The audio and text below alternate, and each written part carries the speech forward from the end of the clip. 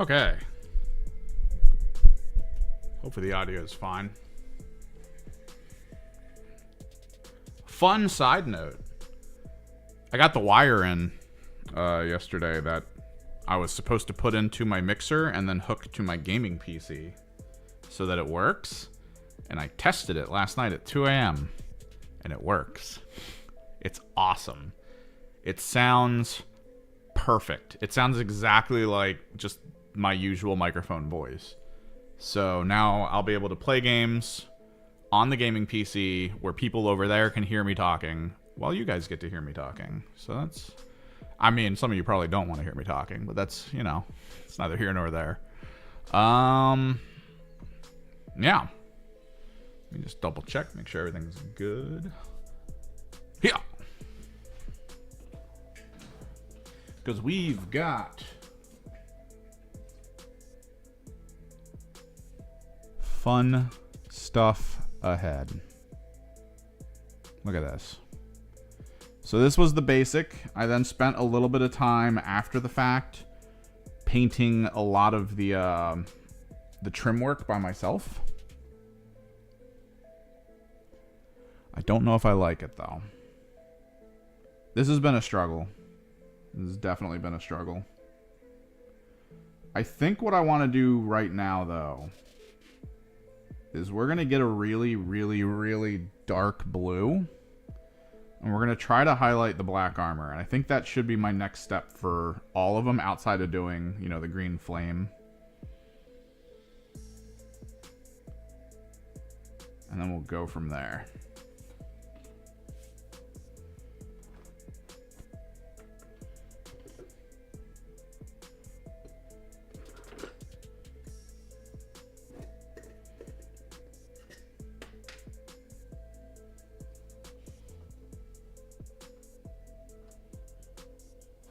Probably end up being deep blue.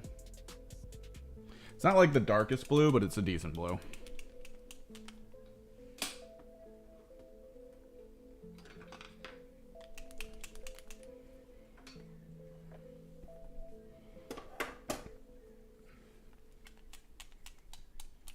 But yeah, it's pretty good. I'm kind of happy with the results. Little history about me and streaming. I bought, a long time ago, I had a 2PC setup. And then I bought a mixer for it. The commonly purchased Go XLR kind of concept. And it was cool for like the half year it worked. And then it would, I don't know what was causing it. Maybe it was like a loose connection point on the back or something. But I would be in the middle of like getting work done. And then all of a sudden my computer would be like, hey, your audio driver's turned off. But you want to know a fun trick when your audio drivers turn off? When it plays the noise to let you know that that happened, you don't hear it. It's super good.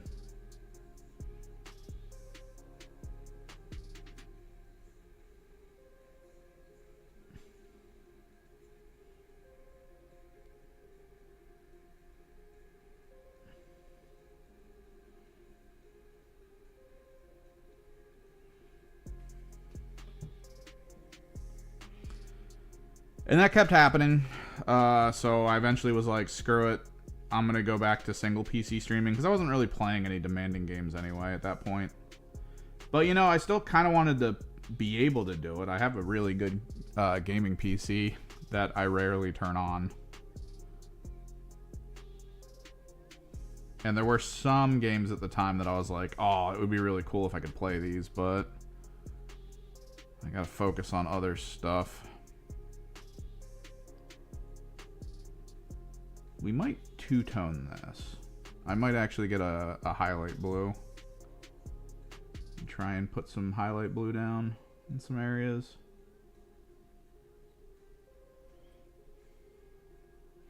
I do think the guns are going to be a different color. Like the guns and the weapons might need to look like something they picked up that's not related to their chapter. Might do like caution symbols or something. Like chevrons.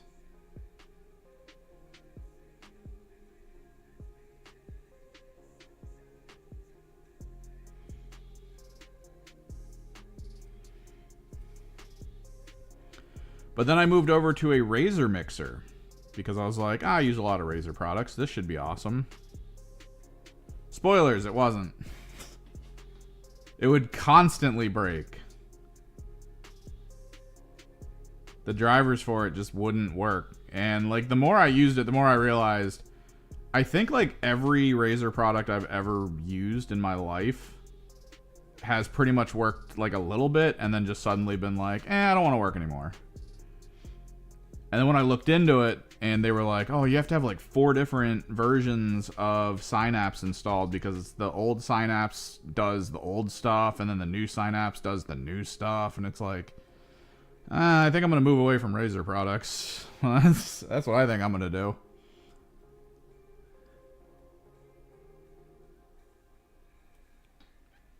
I think we'll do deep blue and then we'll hit some kind of like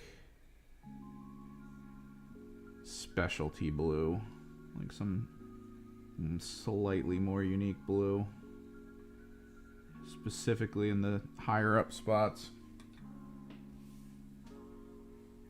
No, yeah. It's not fun, Cobalt. So what I'm currently running through, what you're hearing me talk through, is a standard mixer by Pile. It's normally used for like guitars and stuff. And it has all these cool inlets and outlets. It has special effects. It has a USB port I can plug a USB stick into that can have sounds on it. You can kind of program specialty things into it, so I can press like buttons on a soundboard. I can run things through a sort of reverb mixer. So if I ever get like something that can adjust sounds greatly, like a voice changer or something weird like that, I can run my microphone to that and then run that back into the mixer so that it can then come out and, you know, everything I press on that is like, yeah, it's done. You'll hear it. So that's cool. The thing about that is technically, if I really thought about the wiring, I could run my headphones to the mixer, run all my computers into the mixer when it comes to like my gaming PC, and then run all that into my streaming PC. That way you guys hear all of it while I also hear all of it. Like weird stuff, weirdly cool things you can do with this like little mixer, and it's full analog. It's got digital built in for the USB stuff and the special like noises you can get it to make. Let me find a good blue. Maybe Techless.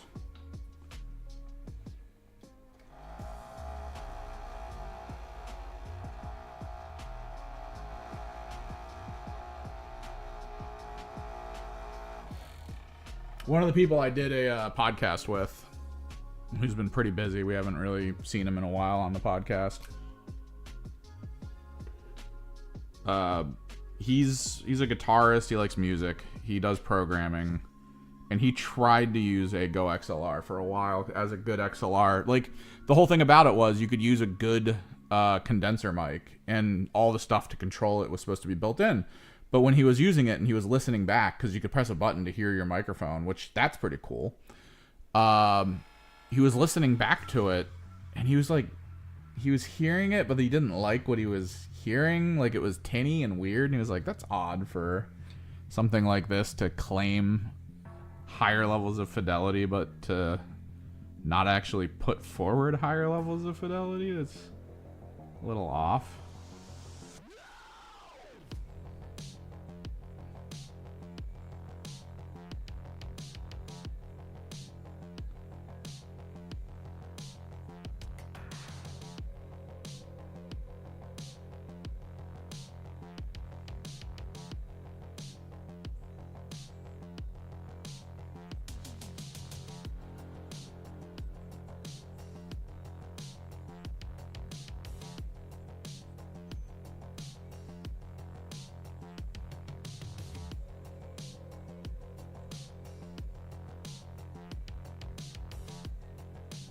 So even he went back to a standard mixer.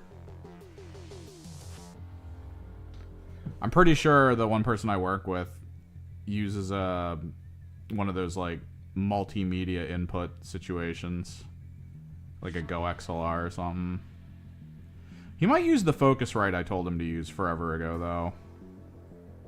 The Scarlet.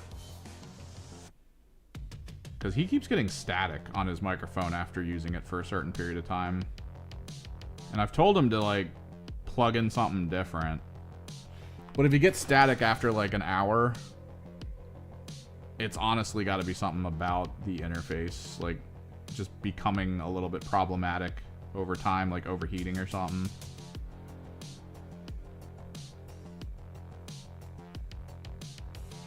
Do we think we want to switch the trim to like a darker metal? Currently it's a purple.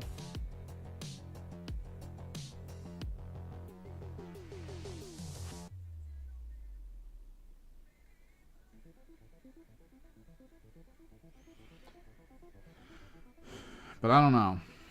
I don't like the purple.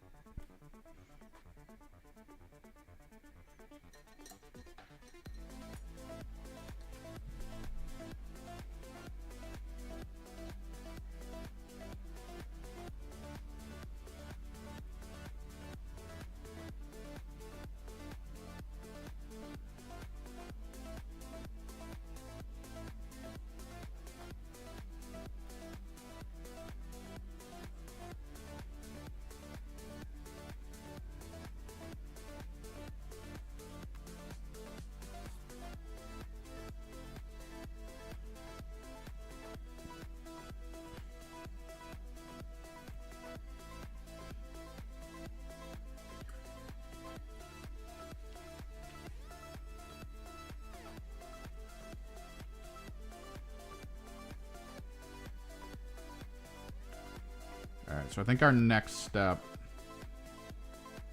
kind of across the board, the specular blue down.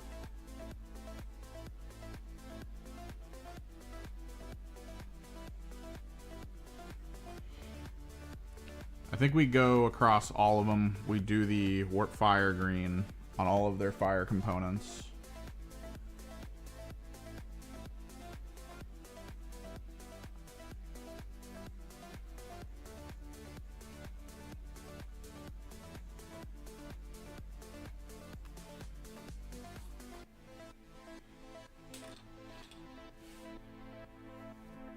I think I gotta find the blue shader that I need to use. Blue shader would be pretty pog. We're gonna hit the platinum with blue shade.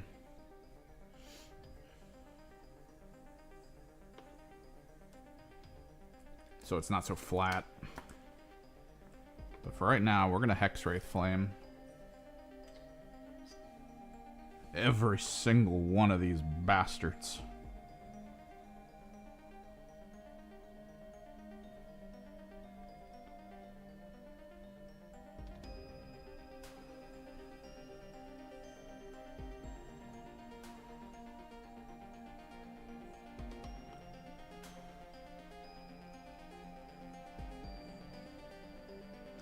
Hexwraith does feel a little bit too light. We might switch to Scorpion. But maybe it's fine. Maybe Scorpion will be a little bit too, like, saturated.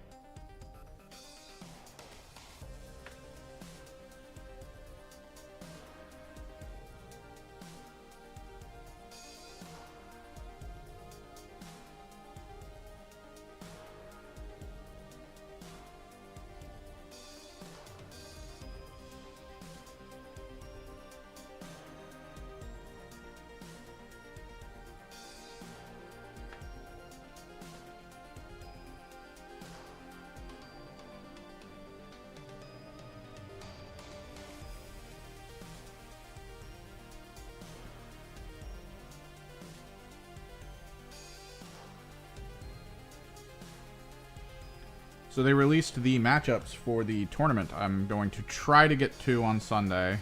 I'm trying to finalize some scheduling. Turns out my buddy is good to play games again. So he's looking to try to do a 2v2, I think we've talked about, in 40K. I gotta figure out the timing on that.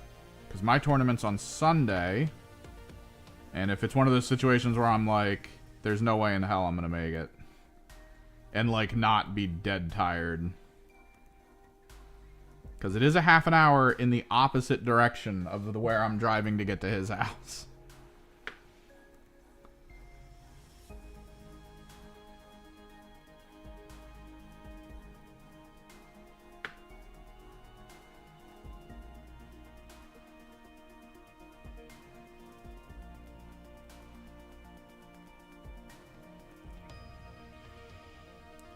But yeah, the matchups are out. Not a single elite player, necessarily. There are some Orc Tank Bustas, and Orc Tank Bustas are one attack away from technically being elite. Sort of. Not completely, though.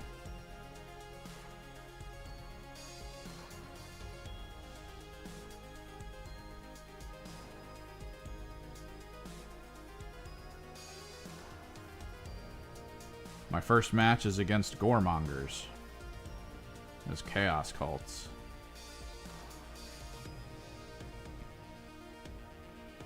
The guy running the tournament is kind of doing like a experience seed. So the person I'm playing against also plays competitive. Which could be super fun. I'm hoping I can make it, but I gotta finalize some things like literally today and tomorrow. So if I'm like, I have to pull out to do like all this other stuff, then I'll have to figure that out.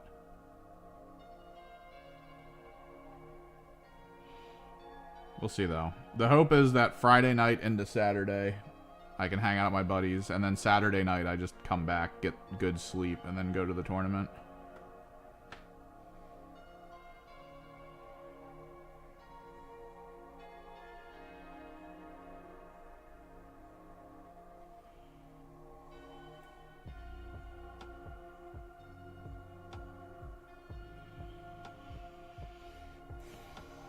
Like good sleep in air quotes, I guess.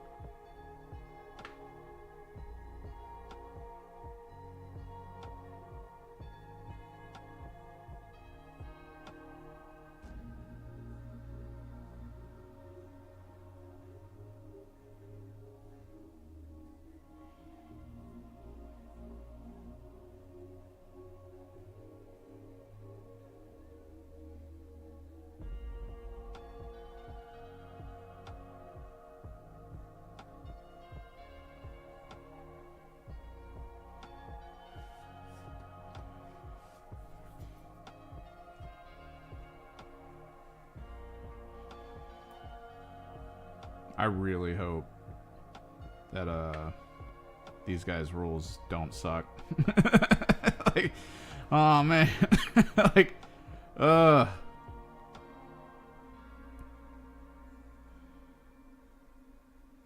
genuinely the fear.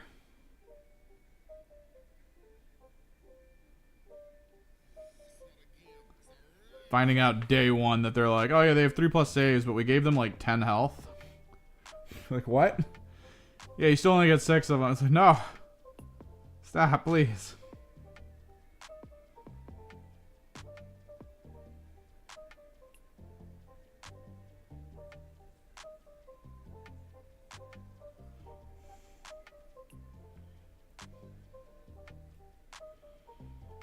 These are technically my Harlequin replacements.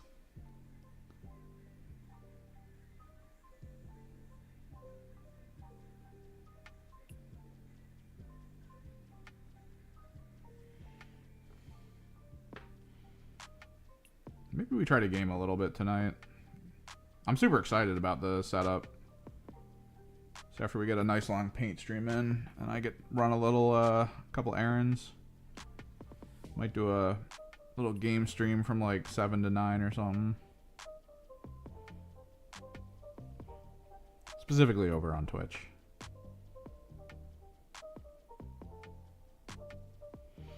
But other than that, once I figure out scheduling, this week is going to be heavily about looking at the matchups, trying to make sure I got my ideas down so that my chaos cults feel good.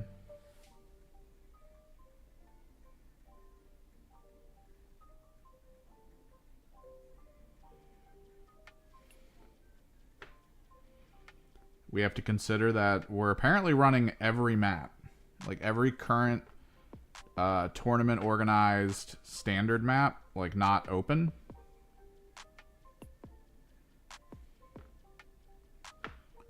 So I'm gonna have to think of Beta Decima. I'm gonna have to think of Tomb World. I'm gonna have to think of the Gallo. I'm gonna have to think of Vulcus. It's all important.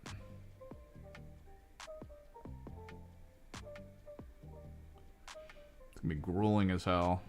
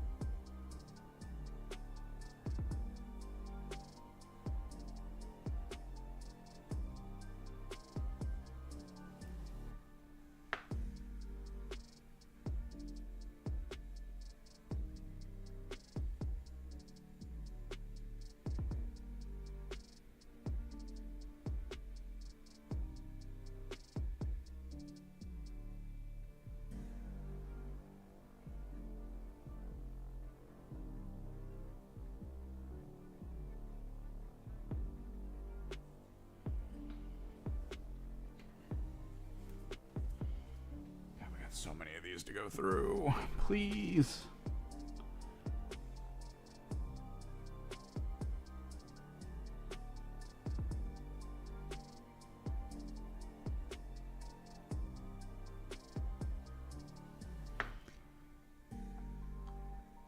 We also need to make some usable like print ups to help with the chaos cults. A lot of their big elements are kind of like big brain. Got to keep track of all your buffs, everything you've used, who has what. It's a little annoying. So I'm gonna have to maybe get some stuff printed up that I can just hold off to the side.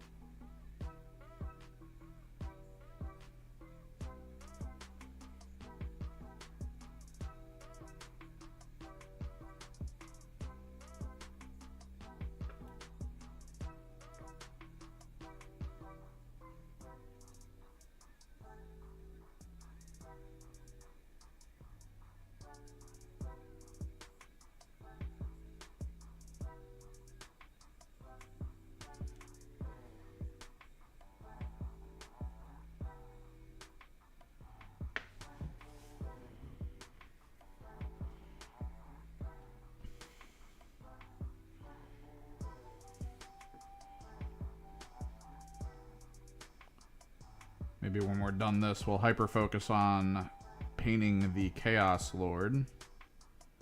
That way we can have at least one really good centerpiece concept with the finalized overarching style, basically style sheet, I guess, at that point. Because I think a lot of the skulls on the armor we want to paint actually bone color. Potentially. I do need a dark gunmetal, I think, for the trim. I don't think we want to do purple.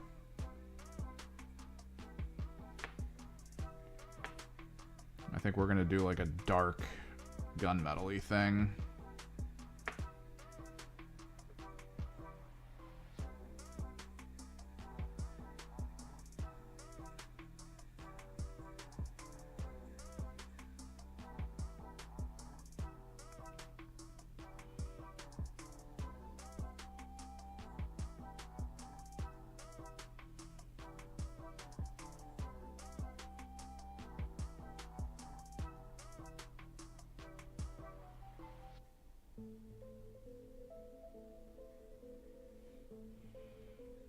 These are an interesting bot. This is like the third one I've seen that does this.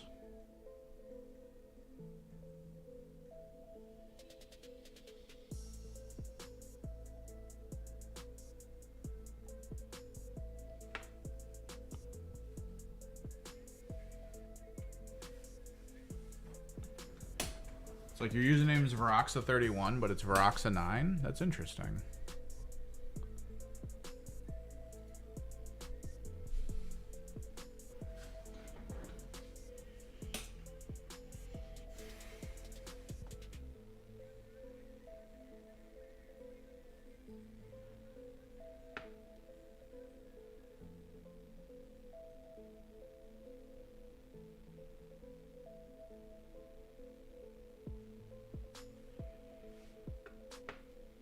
We are getting to that point where we're gonna hit like a critical mass of bots over people on the internet.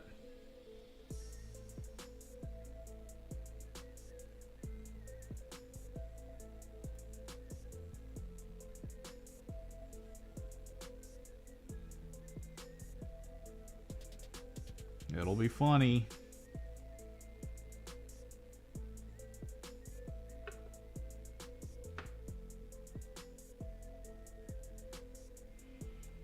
I had a doctor's appointment Thursday, actually. The people sitting next to me were like this elderly couple. And it was interesting watching two older people utilizing their smartphones. Watching the husband in the combination constantly answering his phone for telemarketer calls and talking to them like people, even though they were very clearly recordings.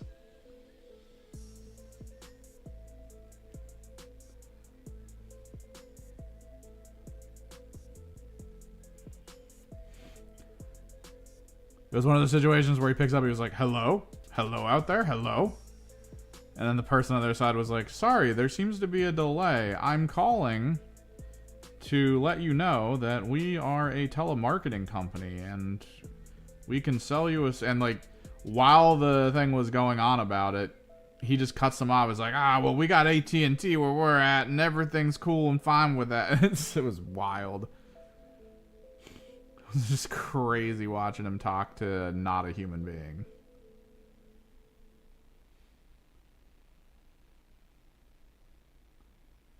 Just a pre-recorded message.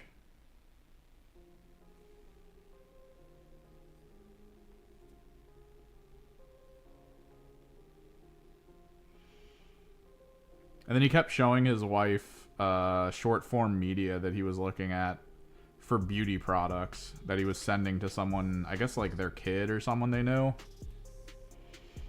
But the beauty products were kind of how the influencers show them to try to get the most amount of views on their respective platforms. So it'd be like a beautiful woman in a very, very thin bikini showing off face cream. And he kept showing his wife. He was like, oh, look what I sent them to show him this cool new face cream. And she would look at it and go, oh, you're awful. Erase it. Erase it from your phone right now. Erase it. It was so weird.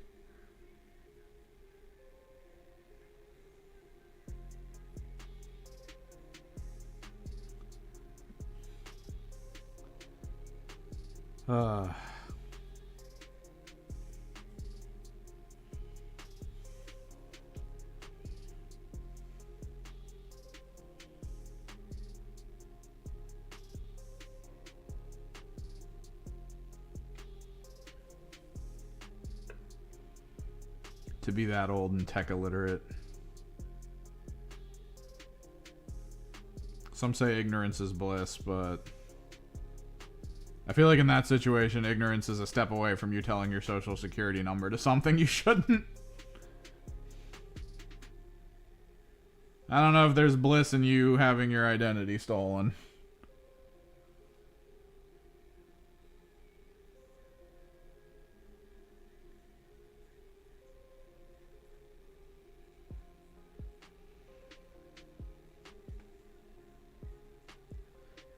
So this detachment does have a symbol. I don't know how we can apply that symbol, though. It's very thin, and it's like the head of a goat. And it goes, like, in the middle of this fire. So I think we just don't put the logo on any of them.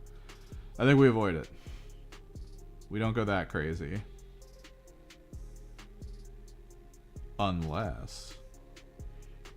I would need a hyper thin, perfect brush.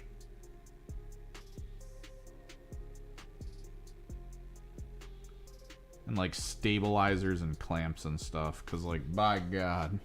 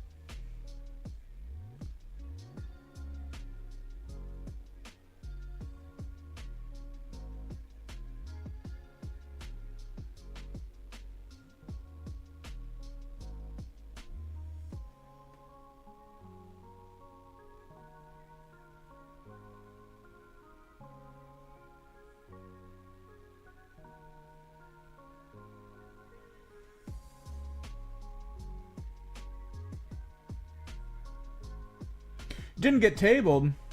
I'm assuming you said didn't get tabled and not dinner tickets get tabled. You played a little reclusive, played a little more use your things when you actually need to. That's fantastic.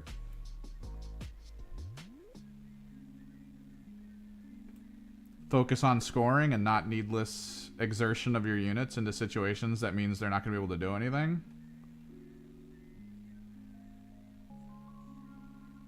Those are the moments, man. That's like the graduation moment. It's kind of similar in Kill Team.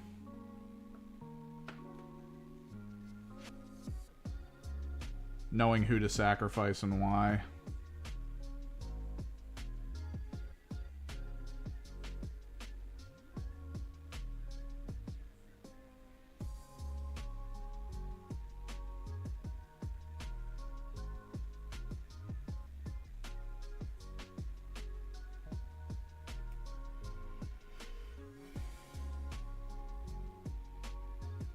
Nice.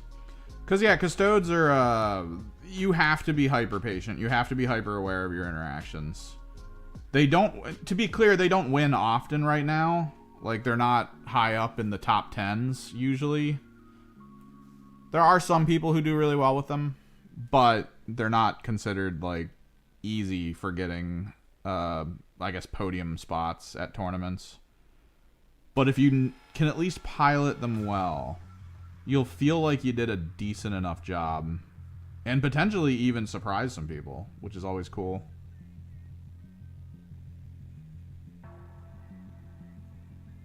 That's always the good moment, surprising someone.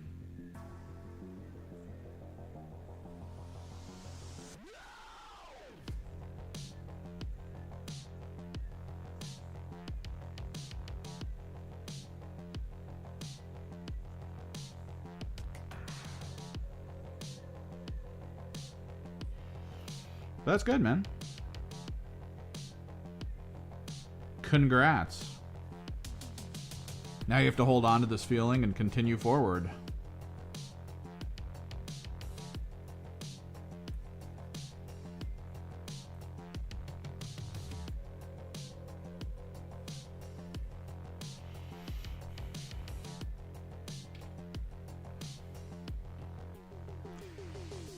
Against some of the people at the store I go to, I do get tabled with my teams, but I do play hyper elites as well. And a lot of the times the cards will screw me over. That's something I'm starting to notice.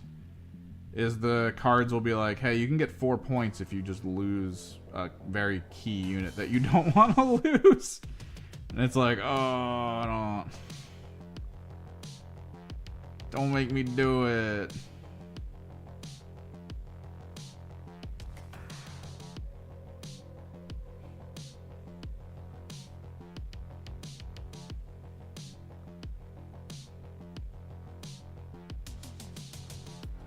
That's why I'm trying to readjust everything. Because I either want units that I can throw away, or I want units that if I utilize them to score, my opponent's going to have to overspend to kill them.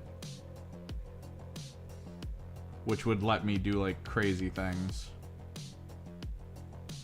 Like, there's a good chance my Thousand Sons will start seeing a Mauler Fiend soon.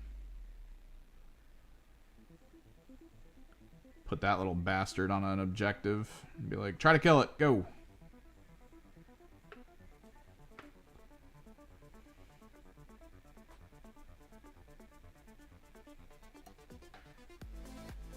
Use my rubrics to counteract.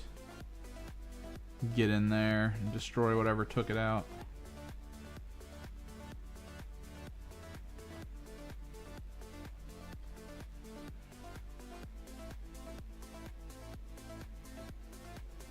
Oh, nice.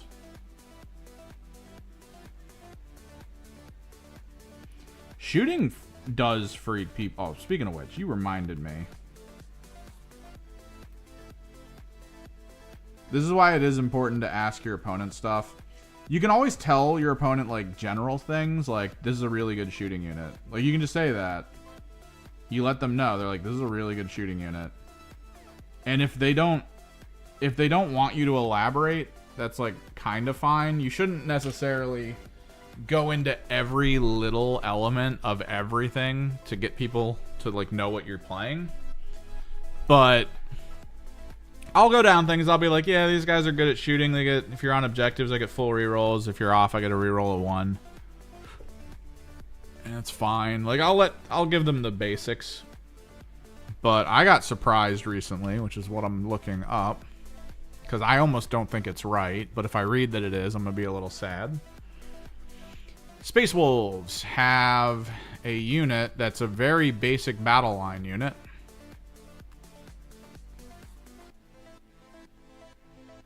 And he had like 5 of them. And I saw 5. I was like, I can't be crazy. And then he moved them up and he shot me 40 times with them. So I want to see if maybe he misread something. Or, or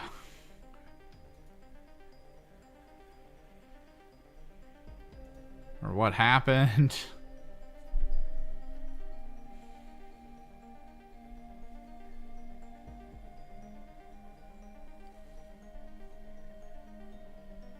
Because they also got like a ton of rerolls, and it's like, I don't know how I feel about any of what just went down.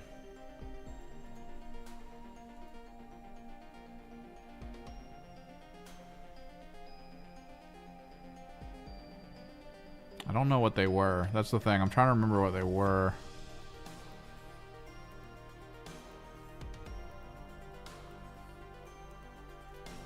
Let me look at General Space Marines.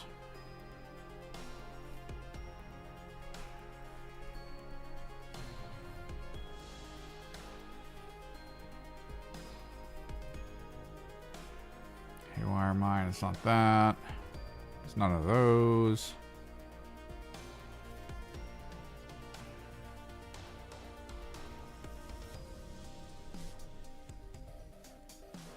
Don't think it's any of these. Pretty sure it wasn't that. Let me just go Ultramarines here.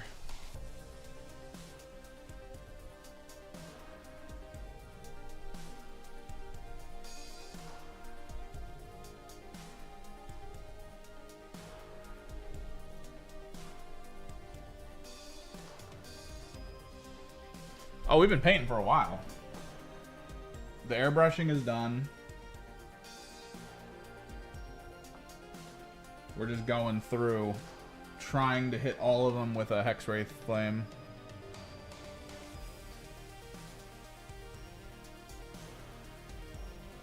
And then we're going to try to figure out the rest of the actual... Hang on, let me look something up here. We're going to try to go through like the actual Blood Claws. There we are. Color scheme, because I'm still not sold on the color scheme. The standard color scheme for this Brotherhood is literally just black blue armor with flames, which, I mean, at 2D it's like, eh.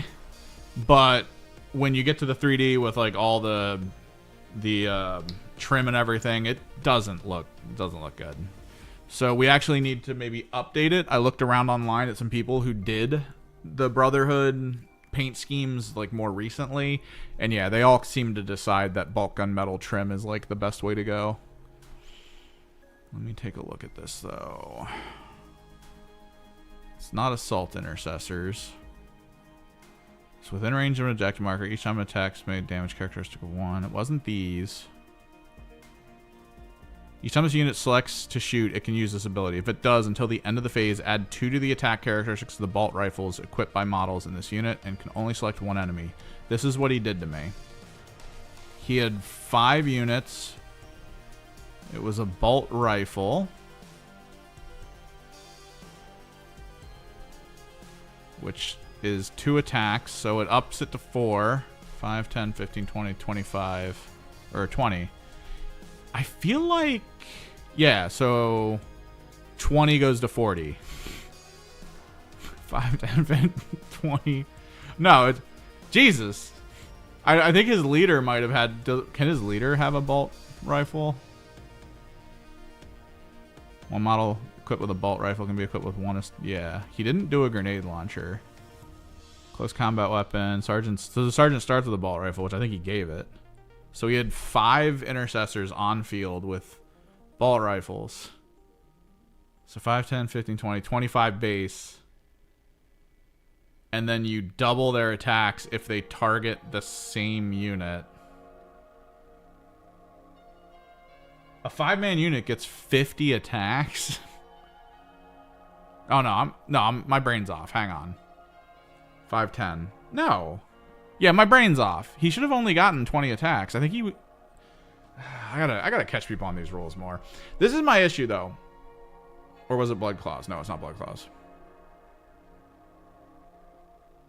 Yeah, I miscounted. I did 5 times 5, not 5 times 2. Like an idiot. I'm too tired. This is... So... I really wish that the monthly fee frickin' Warhammer Plus just gave you the rules in the app. Because I would really, really enjoy being like, what was that? 40 attacks? Are you sure it's 40 attacks? What unit is that? Start rolling and I'm going to take a look at something. Because there's no way you have a low-cost unit that shoots better than my high-cost units. What's up, Francois? I think he might have overrolled. I can't remember. It's been too long. I'm pretty sure he rolled more than 20. Maybe he miscounted it like I just did. I don't know.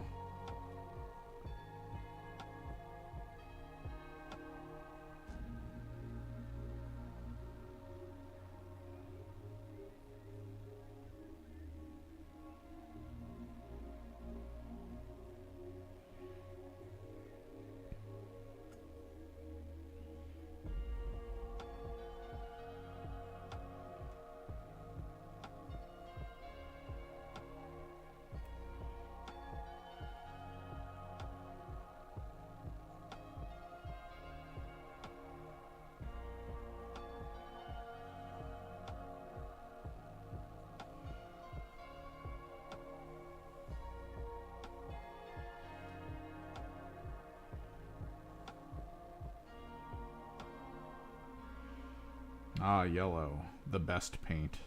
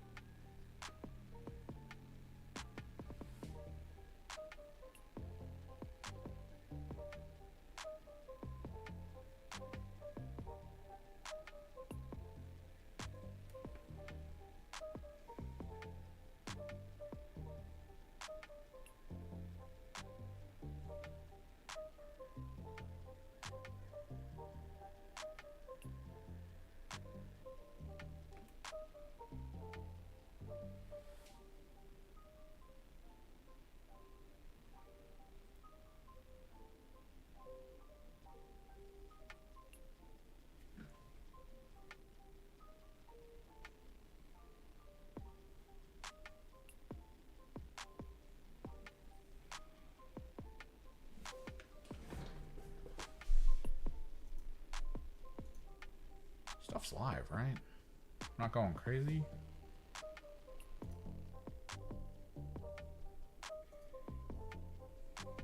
Okay, good.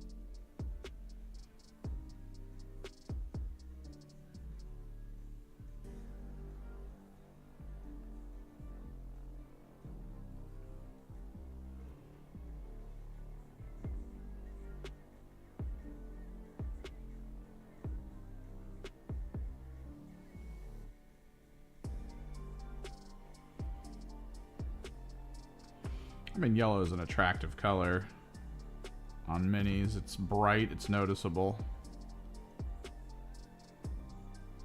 It has a lot of fun, sort of like visual aesthetic interactions, like the caution chevrons, all that stuff.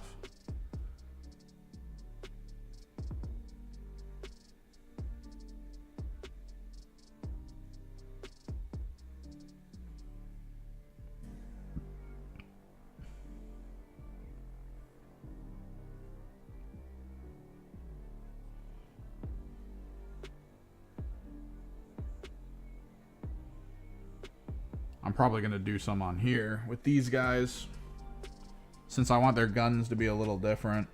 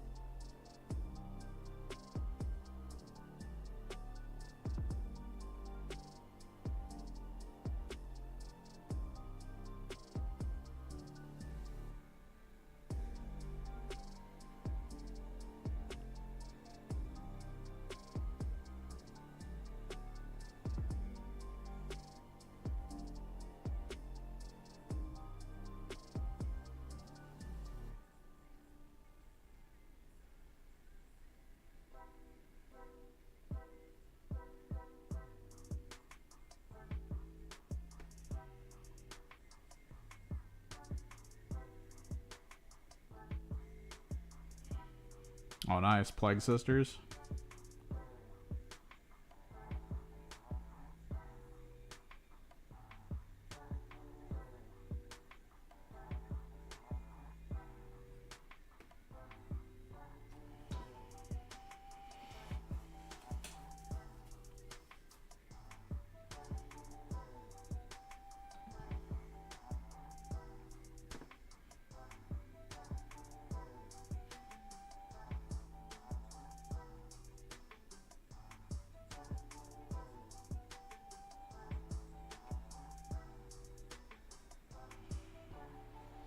Box price for the new upcoming Kill Team stuff came out. Seems pretty good, because they are, from what anyone can tell, heavily cutting down on what comes in the box. It's a very expansion-based box. It seems to be a pretty good price. Because in theory, the teams will be like 60 a pop. Or more on their own. So getting it for, I think, like 112 or something. What was it? What was it, US? I was seeing people say 112.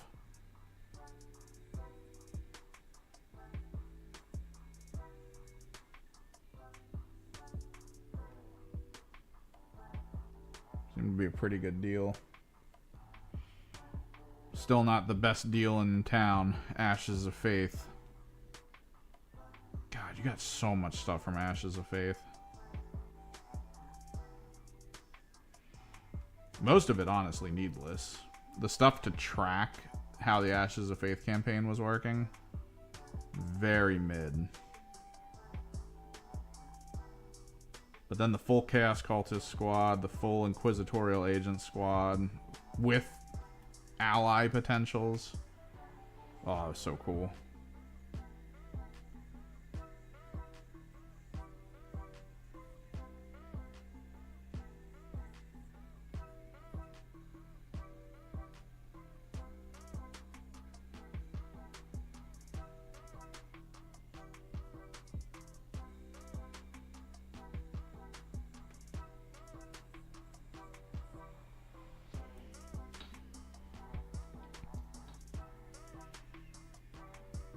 Let me take a look. Someone was saying it was low. They might be getting a special, air quotes, price, because some companies like local game stores, in order to try to make sales, will lower the MSRP and not really tell anyone. So it's like it's not a discount on the box. You like join a club, and then that club gives you like sort of air quotes store credit towards every purchase. It's a whole thing. Warhammer.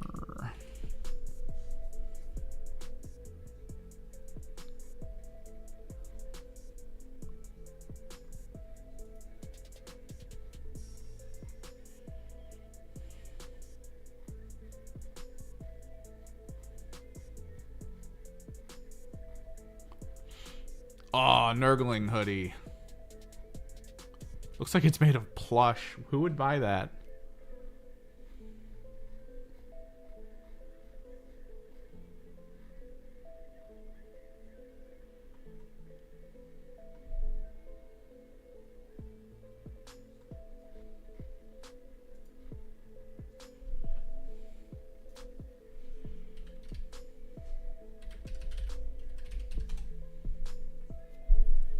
Isn't it up on pre-order, or is it going up on pre-order?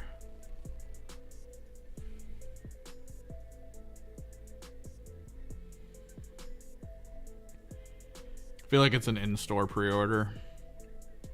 Like the stores know, but no one else does.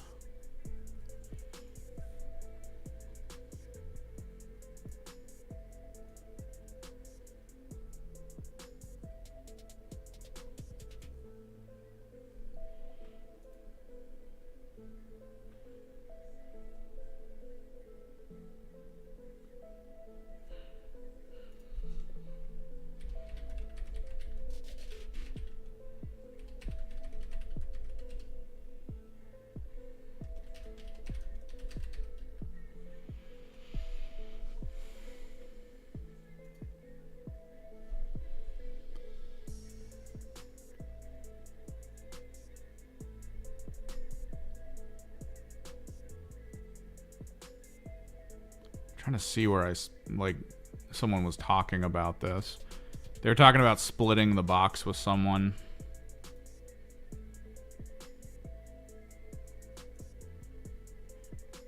Does anyone want to split Dead Silence? I'm in. I'm kind of excited. Yeah, two great teams. I'm buying the box. I'm excited for both teams. Someone wrote the price that they were getting it for because they pre-ordered it. And I guess the store already got the chart.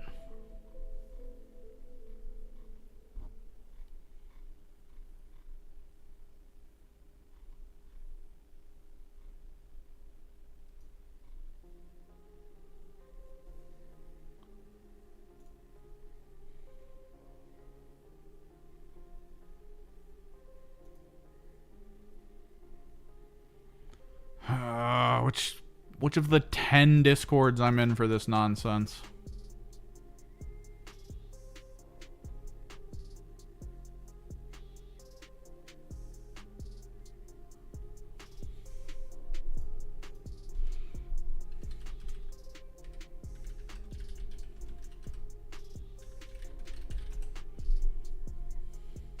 Yeah, the price was revealed. Glass Half Dead talked about it.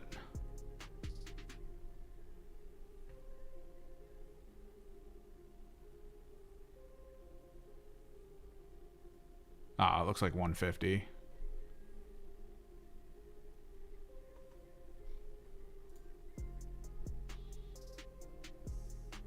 Ooh, maybe not.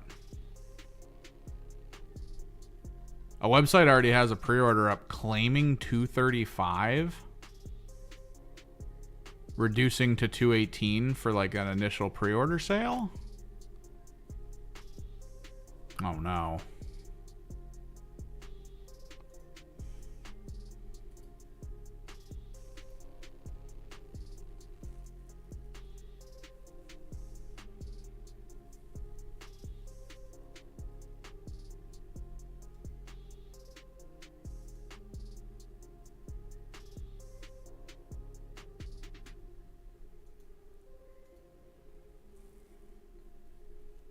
Yeah. Glass Half Dead has 114 as the price. 67.50 and 90 for alternative. But the dollar sign that he's showing is 114.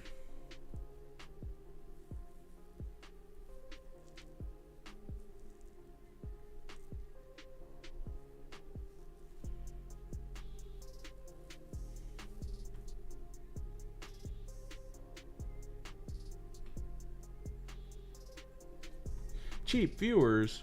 Kapow. There we go. Yeah, it's two teams book and cards with tokens and I guess transfer sheets, which but you should be getting the team cards, which don't underestimate the team cards. Frickin' I used the Mandrake team cards at this last tournament. It made everything awesome. So easy to reference. And by the fourth game, when my brain was shutting off, I was like, oh, how many attacks is that again? And then I'd look and be like, oh, we're good. But yeah, so a website has a pre-order up for like 200 and something. Glass Half Dead looks like he's saying 114, but maybe that's like a cost to store. La, la, everybody's singing. Gotta keep remembering that you YouTube people don't have the general music. I did manage to get you all your own music, though. Hopefully you're not hearing 2 layers of music. Pretty sure last time we streamed this, you guys were getting the ad-free music.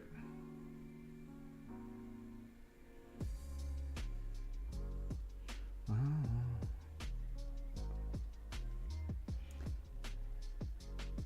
I wanted to get the cards for the Chaos Cults, but God, it's so much just for one deck of cards. And I don't even know if I want to keep playing Chaos Cults. I just want to play them because I started really getting into them at the end of the last edition. They were super fun. And now that they're nerfed into the floor, it's like, maybe. They're kind of fun. I could print them out. There is a really good local print shop. I could send them the file and be like, hey, please print this, and then just cut them out. I do have a tablet, though. You are bringing up a good point. Could just put them on the tablet. Because I hate the phone. I hate the phone apps with a passion. It is not a good app.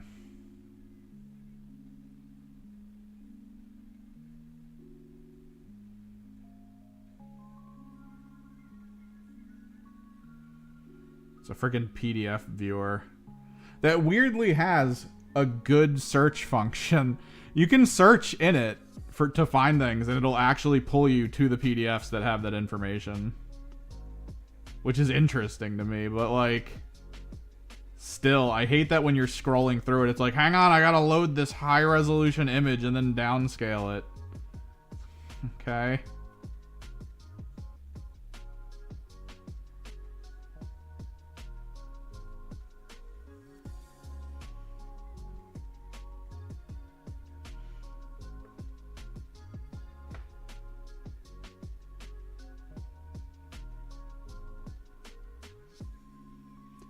The main thing that's crazy with Chaos Cults are their Demagogue squad. You have to really know the Demagogue squad in and out. Thankfully, the Blessed Blades are the same stats.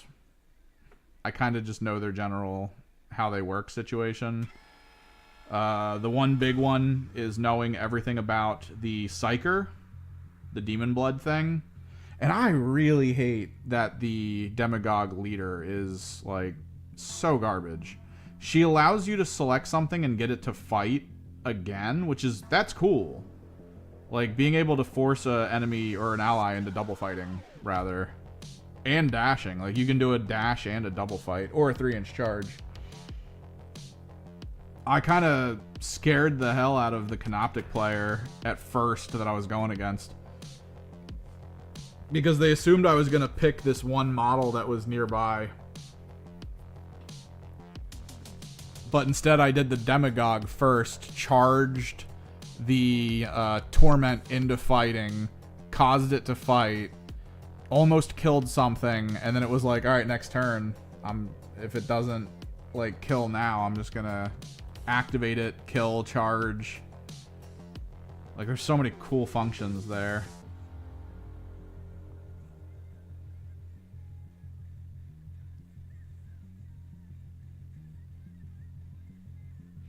But Canoptic is tanky as hell, so no matter what I threw at it, the only thing I could kill were the shrimp that didn't equal victory points. So there you go.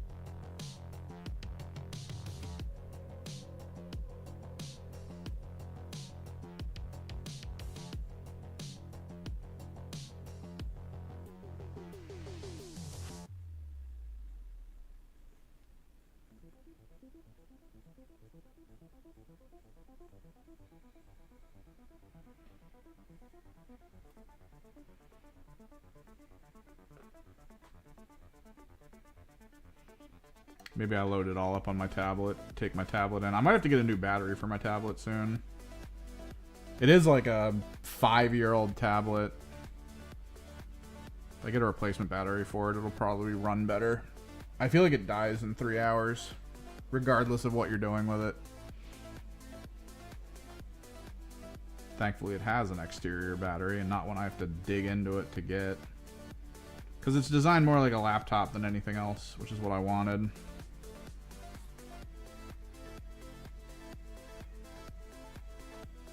Because if it was actually a tablet,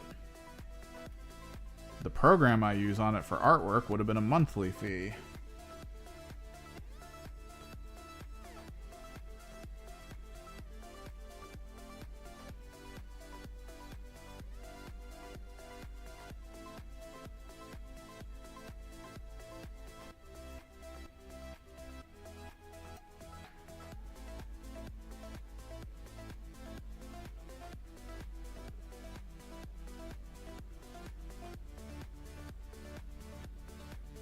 I feel like if you have a Psychomancer and the Hyrotech team, you're probably only a couple purchases away from being able to build a Canoptic Court.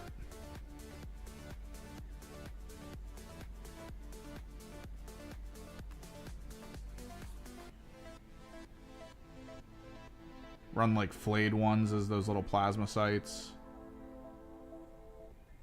The resurrecting shrimp.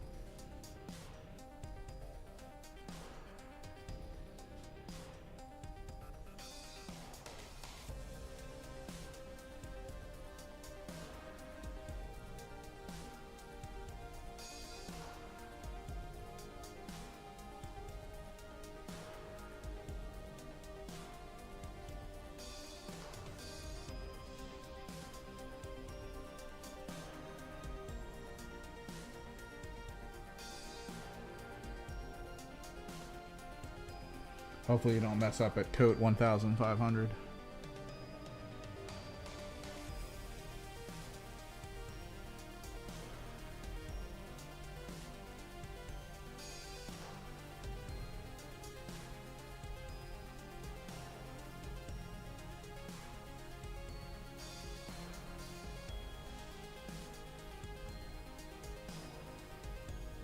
Like, I kind of want a big Titan, but I kind of don't.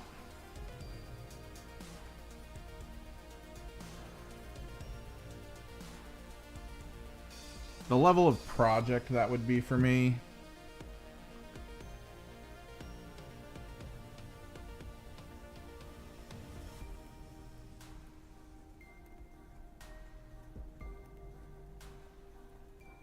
Because, I mean, it's a big model. You kind of want it to be, like, right from the get-go. Like, figure out where to install the wires and lines, because I'd want it to probably have actual physical lighting.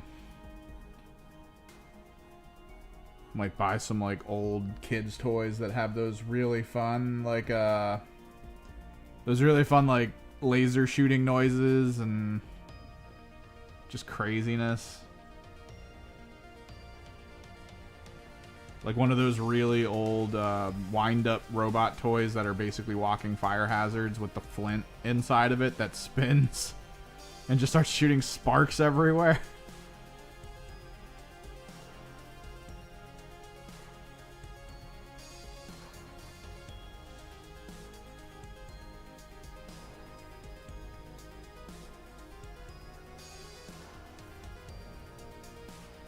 Yeah, but I feel like if you're scratch building an Orc Titan, you just gotta hit up like the Tonka section at a toy store. Basically Voltron the hell out of it with some corrugated cardboard.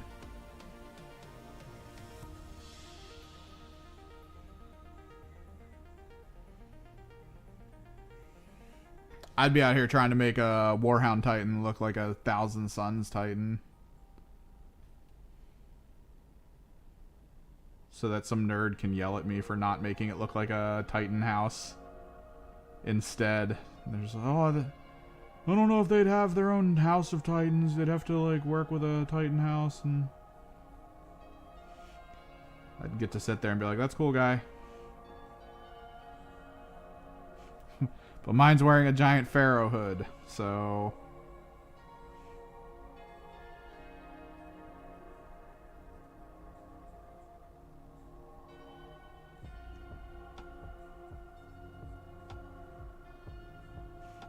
Mine's a walking sphinx.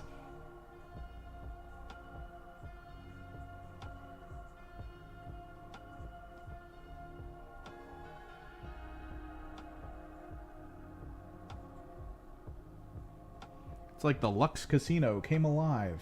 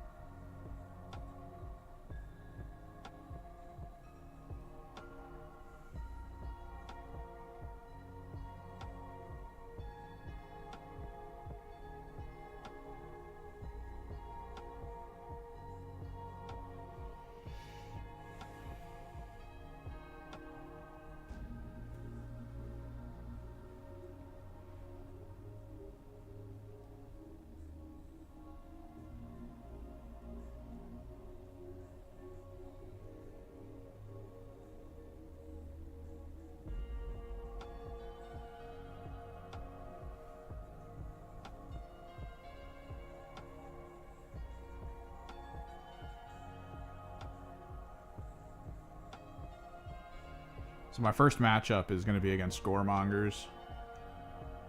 I gotta really look at their stats, because I'm wondering if the common Chaos Cult approach to fighting Goremongers works. The whole, like, build the football front line, run the front line in type situation. Like, how easy can a Goremonger get through a 17 wound monster?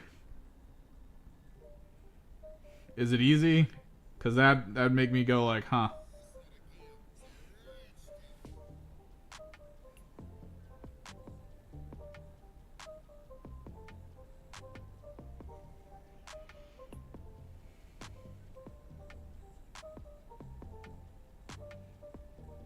I also need to not use as much command points. I realized after using command points on the accurate 2 function over and over again how pointless that was. Because you're trying your best to roll crits into like most things. And you can't, they FAQ'd it, you can't upgrade an accurate to a crit off of a rending. Because it's already being held as a normal. Whereas the rending upgrade occurs during that phase.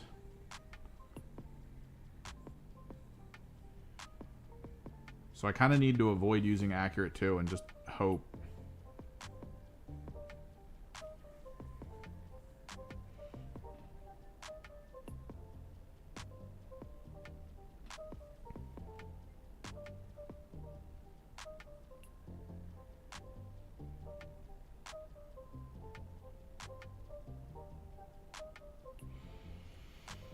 If I could take it all back, if I could take everything I've done so far for like my return to 40k, I think I would take my Thousand Suns and I would convert them into more like ghost piratey feeling.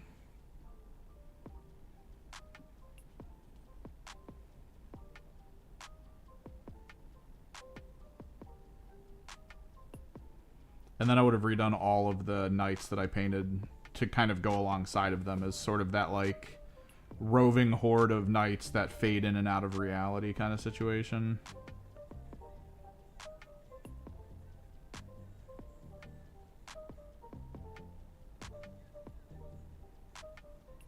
Just big squad of warp jumpers.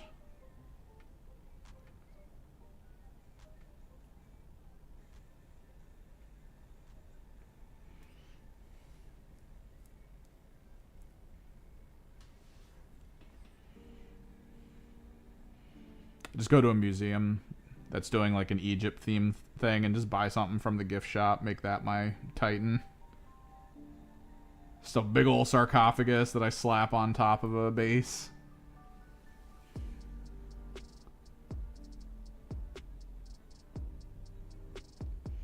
All the Titans are mostly baseless, so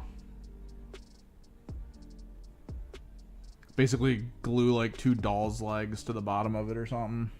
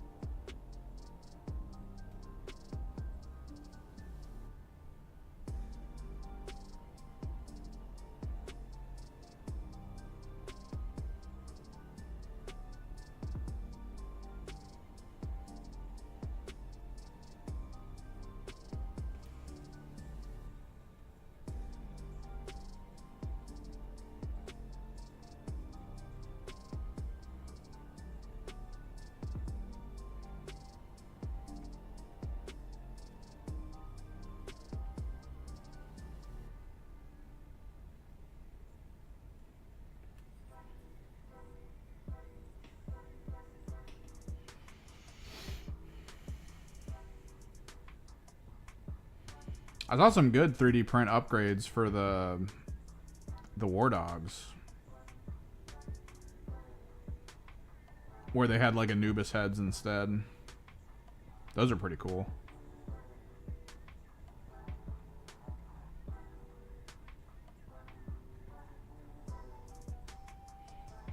Like, I like upgrade parts like that. That's always cool.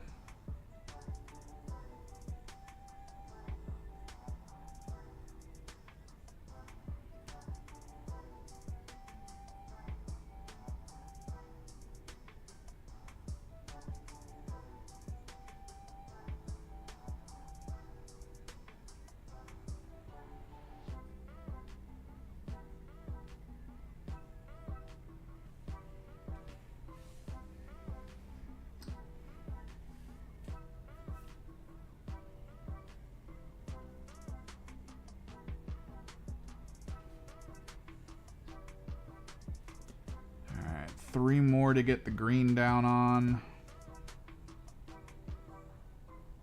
And then I think we'll spend some time rendering up the Warlord.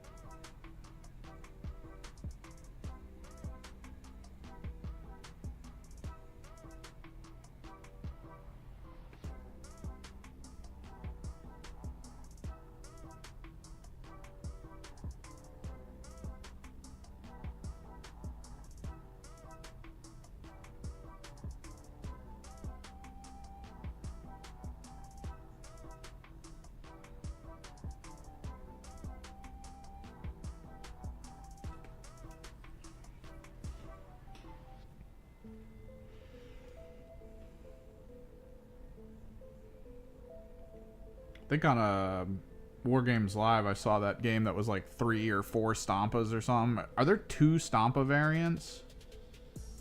He had a bunch of big tanks on the field. And then I think he had like a Gaz in some kind of truck situation. Then that was his whole army. Orc Knights.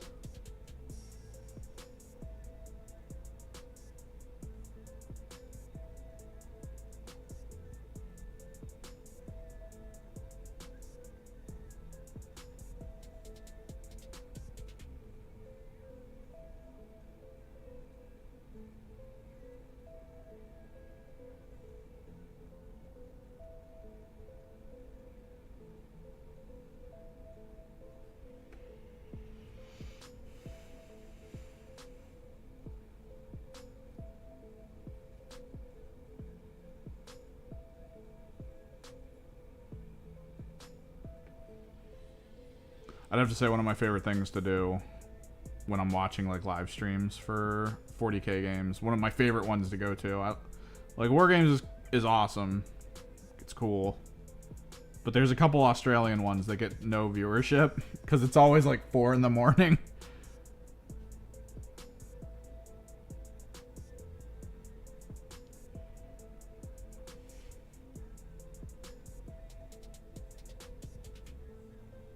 Those are awesome to watch. Because it's just straight up, like, pure Australian accent and sensibilities being played into, like, tournament play. It's funny.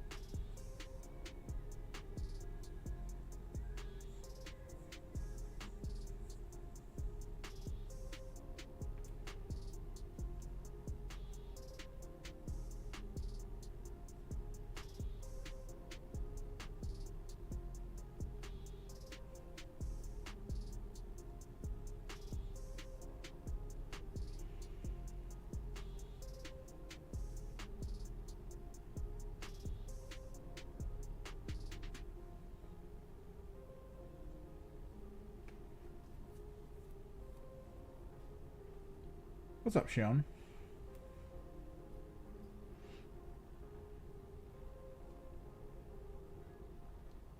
Gotta get the rest of this fire on. One more person after this.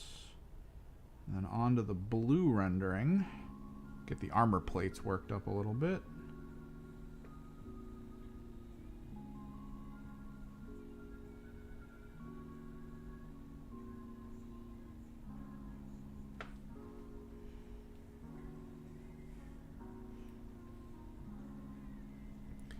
You apologizing for saying hello? Jesus. What's going on? What's happening?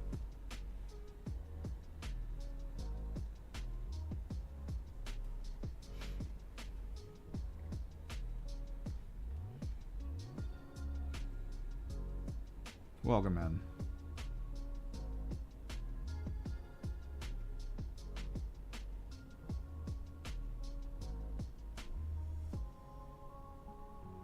Working on preemptively getting together the Raptor kill team.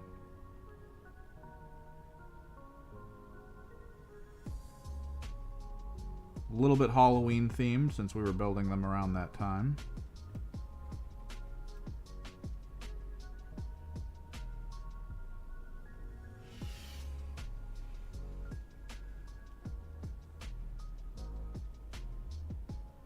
I mean, I'm not going to say the French aren't welcome here.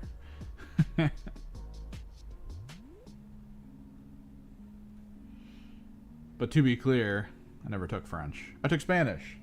And I also don't speak that, so...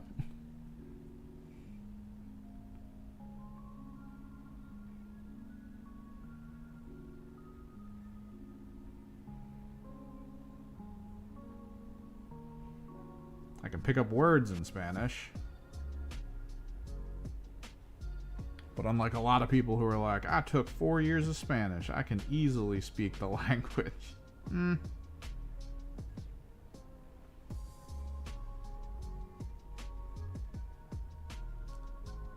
I'm not so egotistical.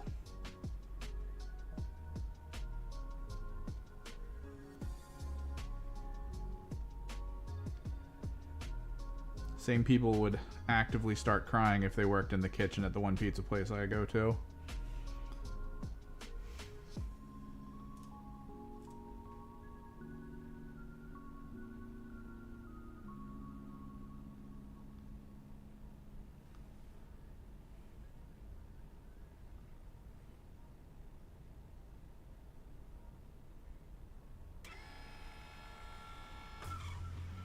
Huh, one more.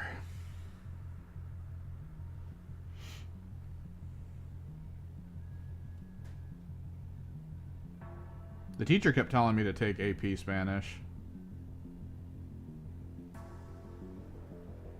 Because I was one of like 2 kids in the class that could actually hold like minor conversation.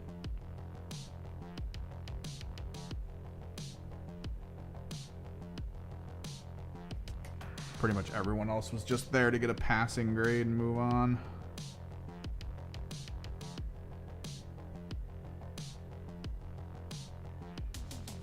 But I had the power of Ritalin.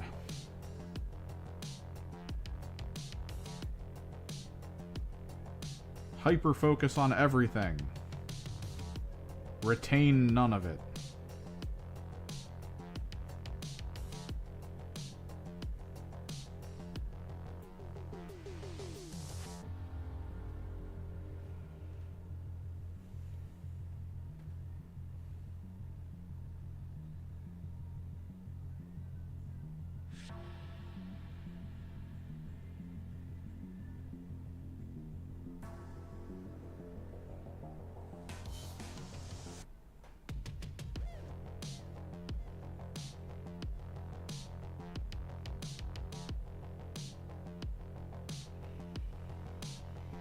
Oh, this is for me.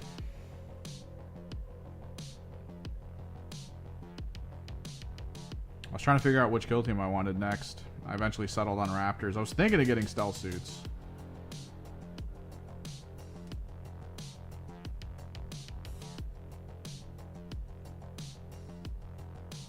But I decided Raptors were going to be my end goal.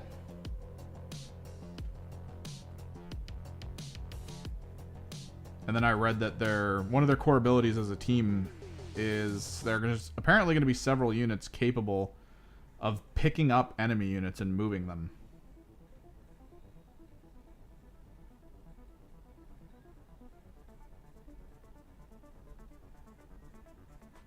So that's pretty cool.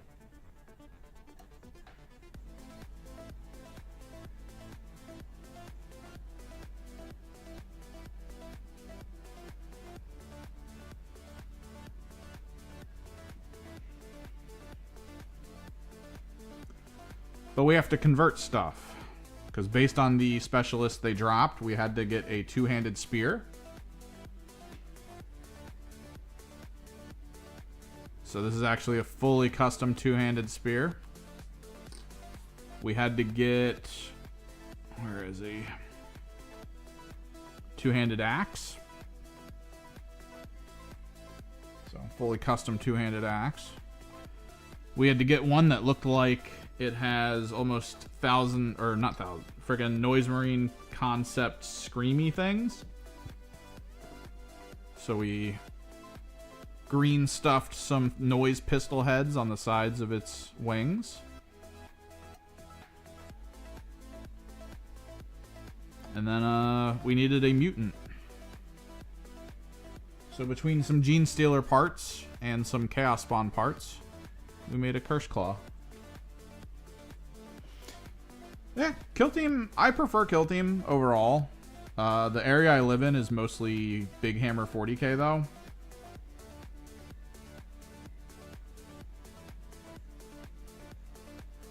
But there is a slowly growing community of people who really like Kill Team in this area.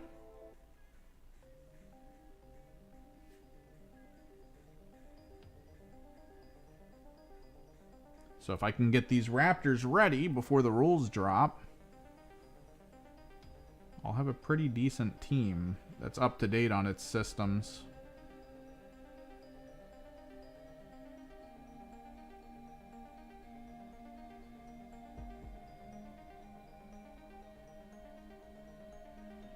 This is one of the few teams that actually gets like a full-blown HQ unit. Canoptic and Hierotek have them. Blood, the Blood Brothers, or the Brood Brothers, has them.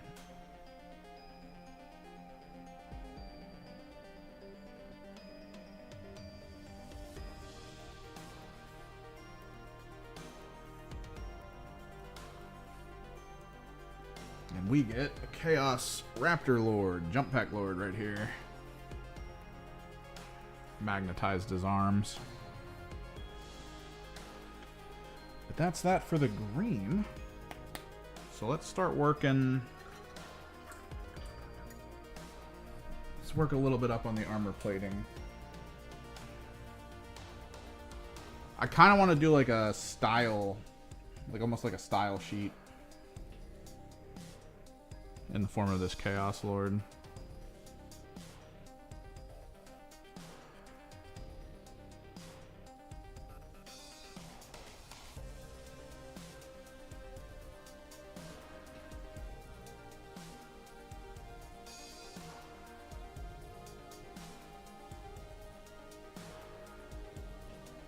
He just wants hugs.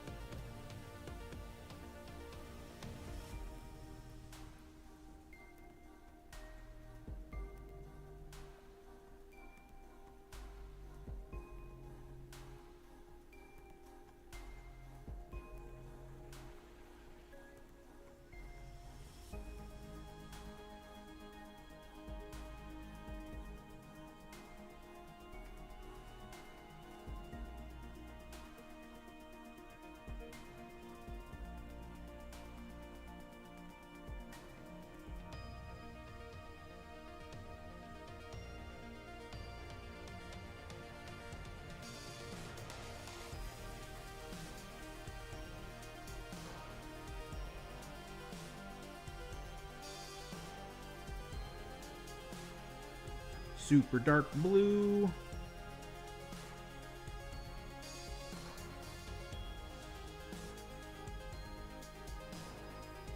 Yeah, I like the skirmish elements, the fact that every like general model in Kill Team feels like a very powerful unit. There's like agency to all of it. Like you don't really have that unit that's like, this is all fodder kind of situation. Like even the most minor unit can change the course of the entire battle.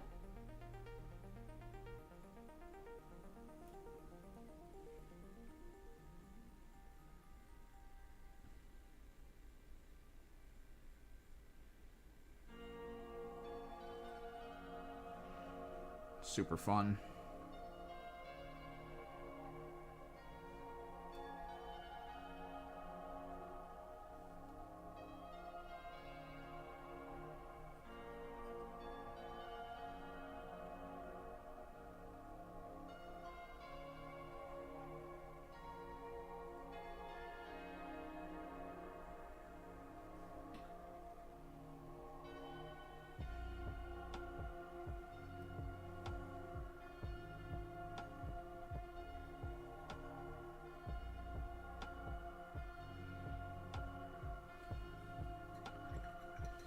I don't like painting heroes.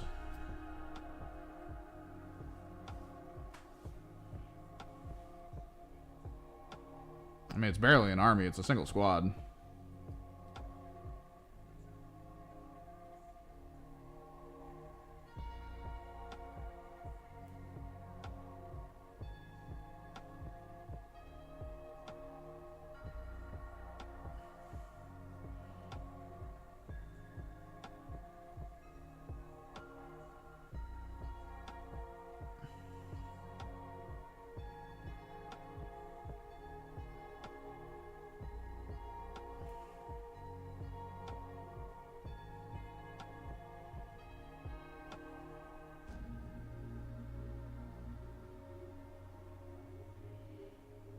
So this squad in total on field is 6 people. I think if you include this guy, it's 5. All the extra ones I've painted are alternative heroes you can put in. Depending on what my opponent's going to be, I can make like different decisions.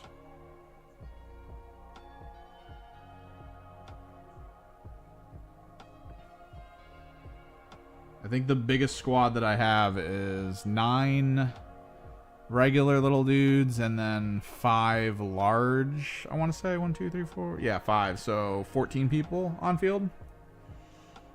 That's like a pretty big squad.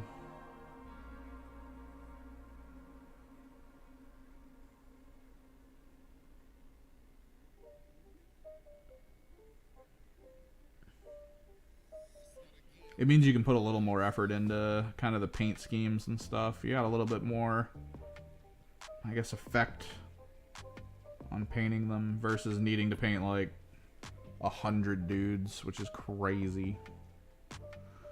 Absolutely crazy. Like, I wouldn't want to paint this scheme on a 2,000 point army.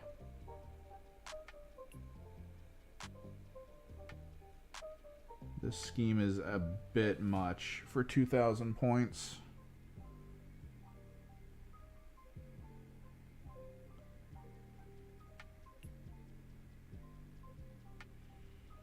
Like, it was cool getting in there with a Posca pen and painting all the flames. Working up like that, but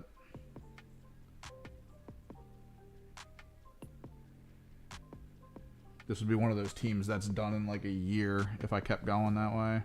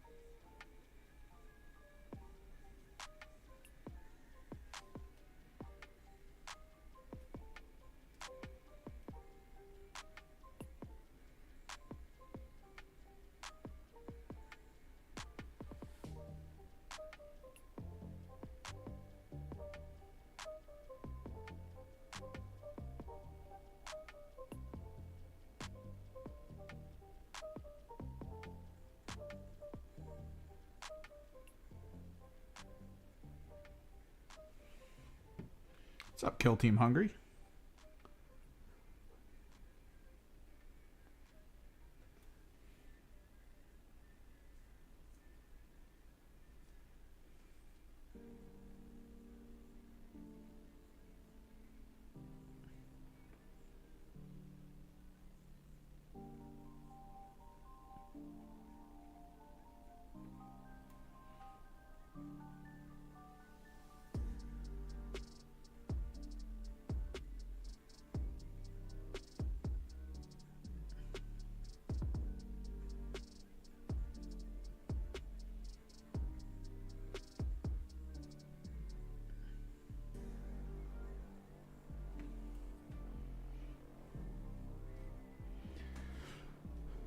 So some of these are Kit Bash. This is original though, because the Chaos Lord that comes out of the box is the Chaos Lord. Like, you just get the Chaos Lord.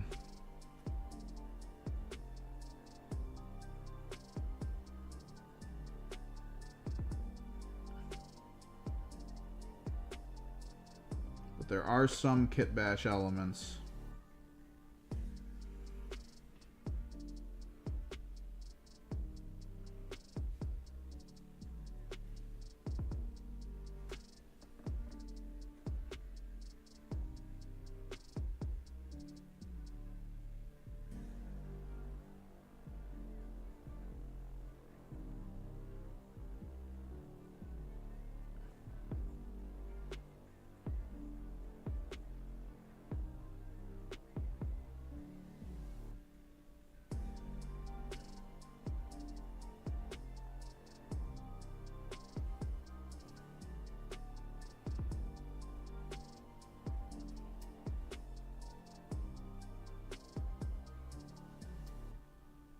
Cause yeah, the new box isn't out for Kill Team, so I'm just building it off of like old Raptor kits.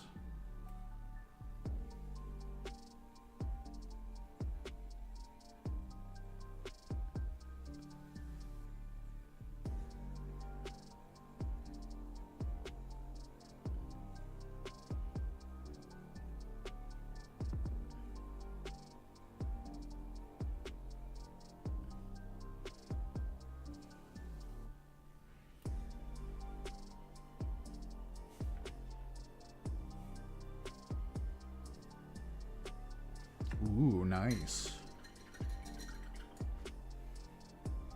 So you're using color shift on it. Are you doing like a pattern on it to give it like a really cool looking, almost stencil-y paint scheme that also involves color shift? Or are you just trying to like nail the look?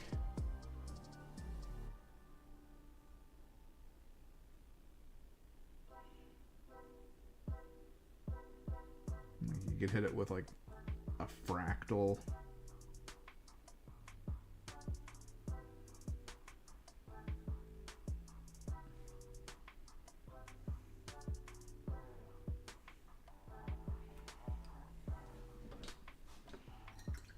Ah.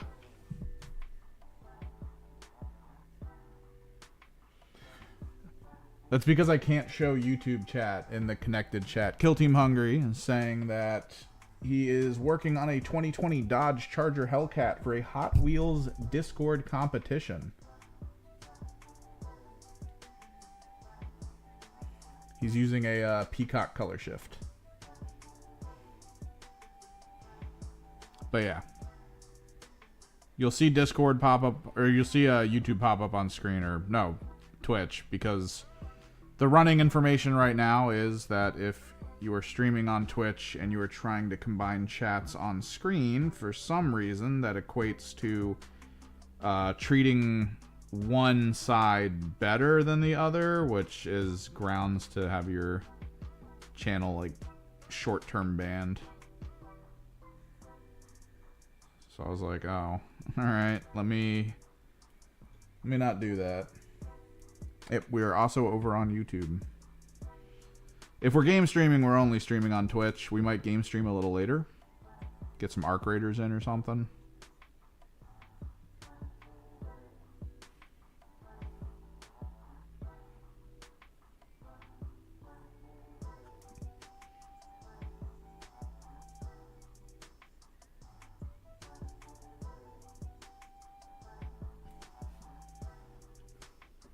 Let's try to get the eye lenses in.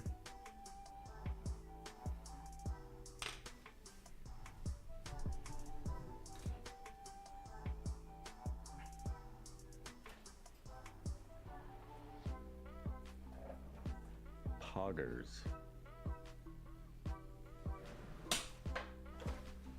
Oh, have fun, Shion. Or good luck, I guess, if it's a CDA review.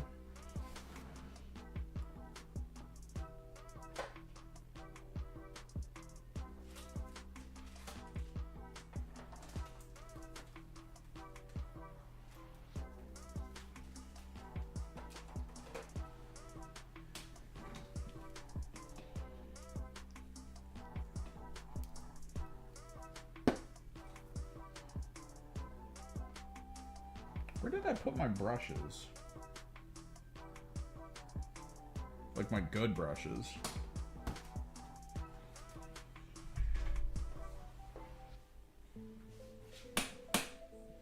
They were on this cart. Did I move them?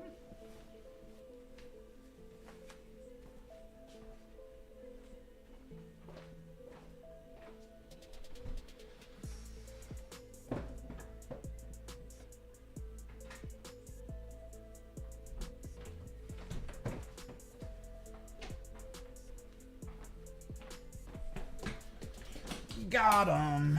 All right. Super thin, super thin.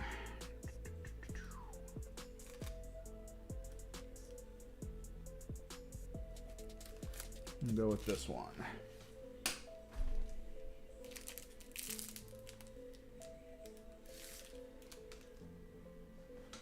So the trick is the surrounding armor on the lens here is kind of basic. So worst case scenario, if it messes up, I just got to go back over it. Ah, forgot. Put those down.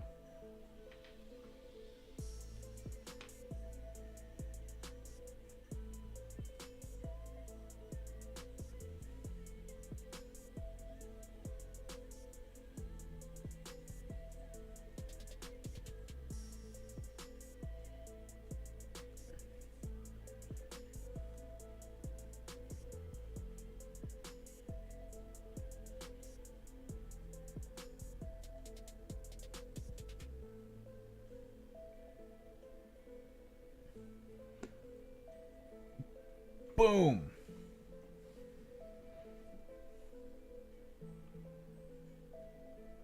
Flawless victory.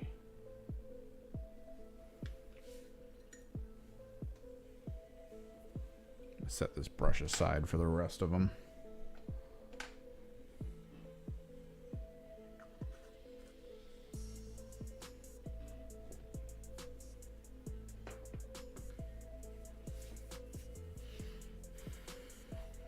Do the chrome,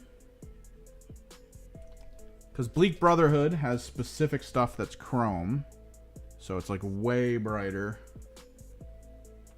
in metallic than the rest of it. Normally past this point they don't really have much other detail, but like I've said, I've looked around at people kind of trying to modernize the Bleak Brotherhood visuals, and they do like a gunmetal trim work.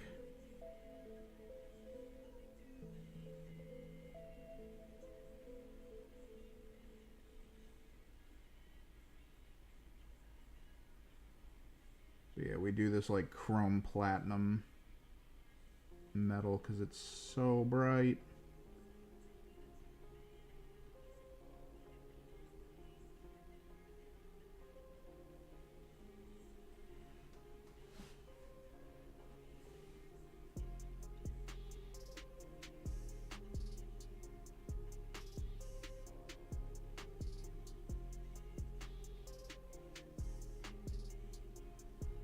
Specifically, you have to do it on the backpack strapping.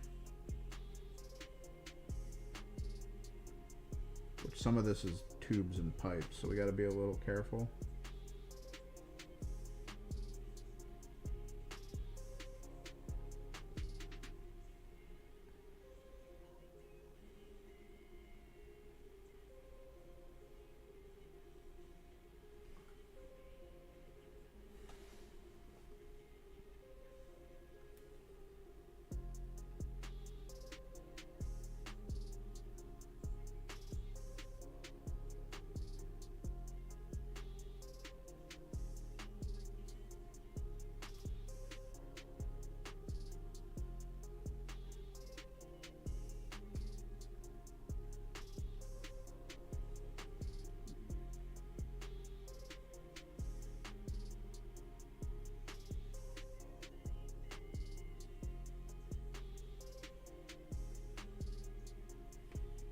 Once you get that done, because these tubes will be a little different.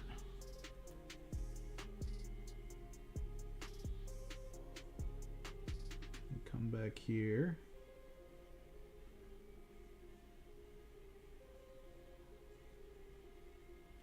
And you make the entire backpack chrome. We might do the trophy rack a different color though. And like with the other parts of the models, we're gonna leave the inner tubing for the like the inner jetpack area, the turbine. We'll leave it for now because we're probably just gonna hit it with white and then pick like a heat color, like maybe a pink or something.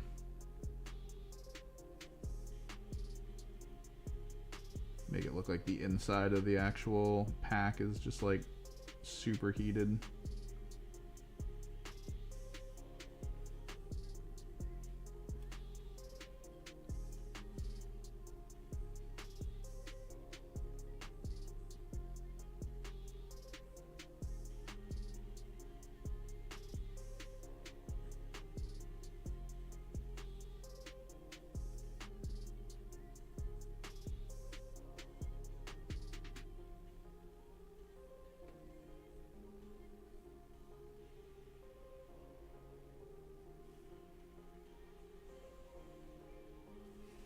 super bright chrome.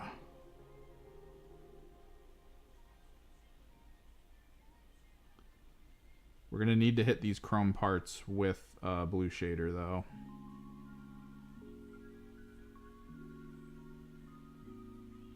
Give them a little bit of depth.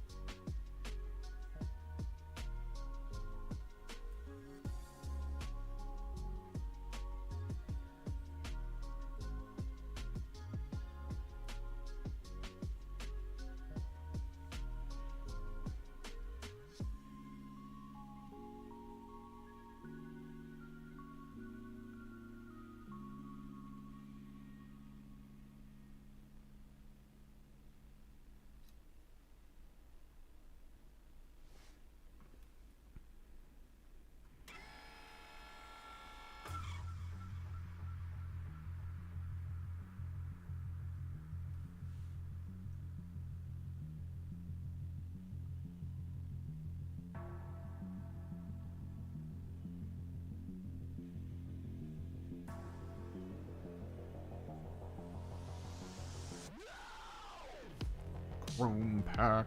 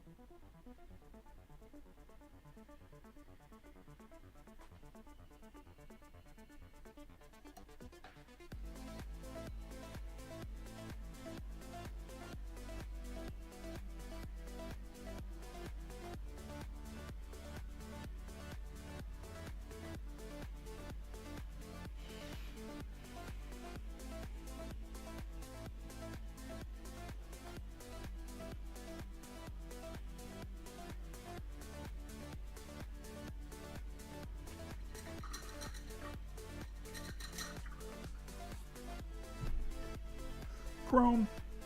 Alright, let me fix this back collar point up.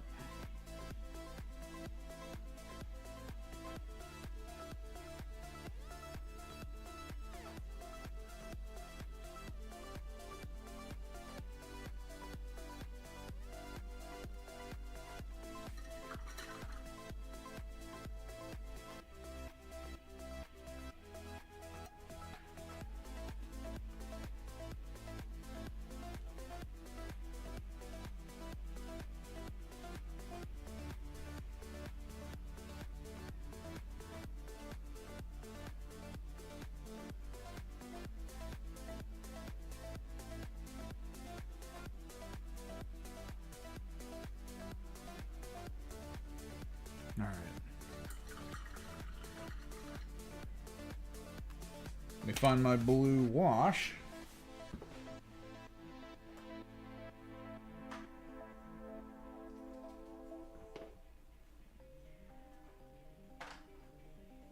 Which I hope I still have. I should have it somewhere.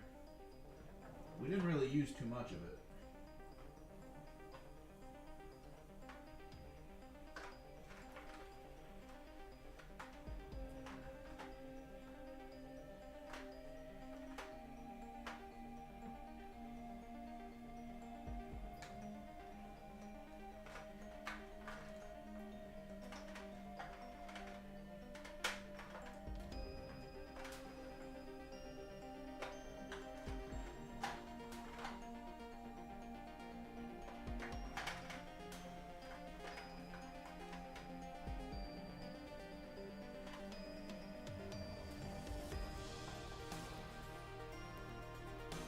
There we are, Draken Shade.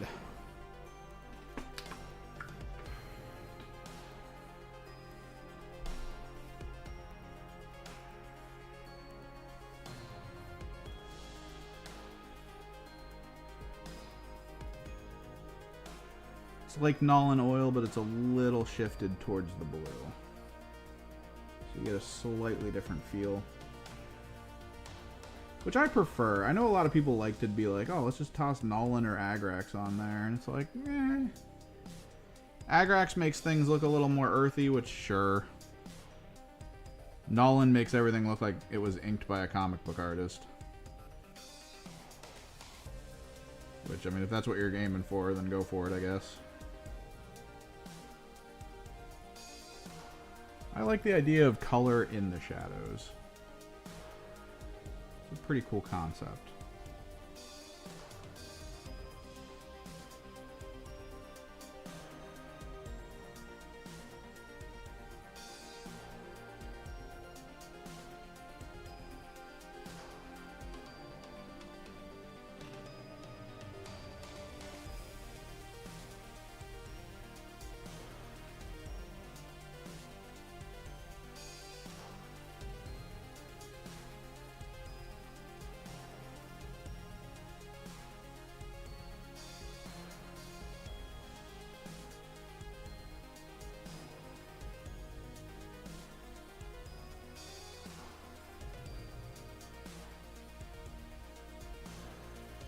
I've been seeing the short form media stuff showing people doing basically what I'm doing with the pin wash pens.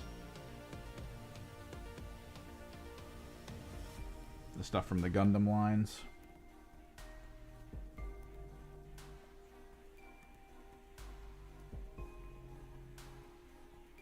It does look like a pretty cool alternative. Seems to work very well. Don't know how many colors they have, though, within that. I think that might mostly just be black. But it does look a little bit cool just to be like, let me poke it with this pen, and all of a sudden all the lines are going to be filled. Pretty cool.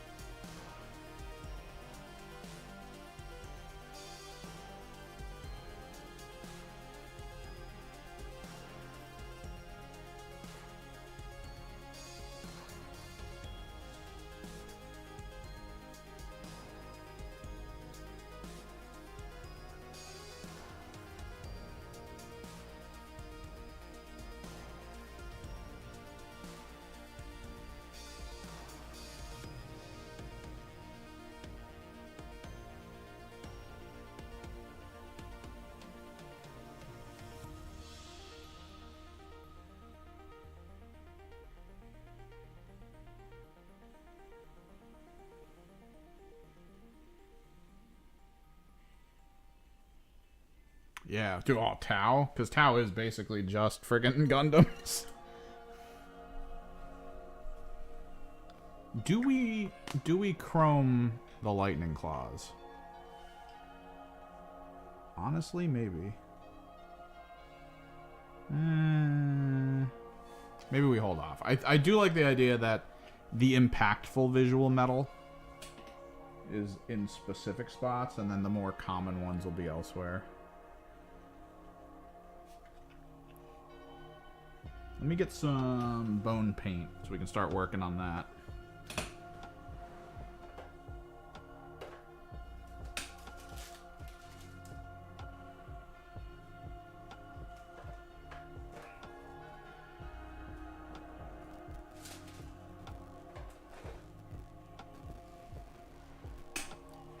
Titan buff.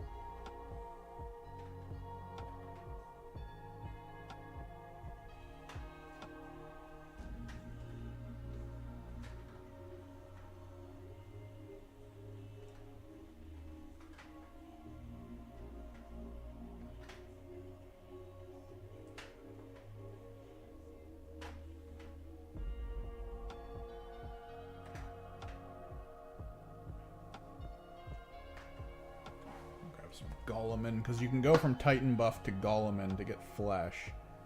But I need Skeletal Horde or something along that line to do the bone. I'm gonna grab some Agrax Earth, because you can kind of do an aged part of the bone with that.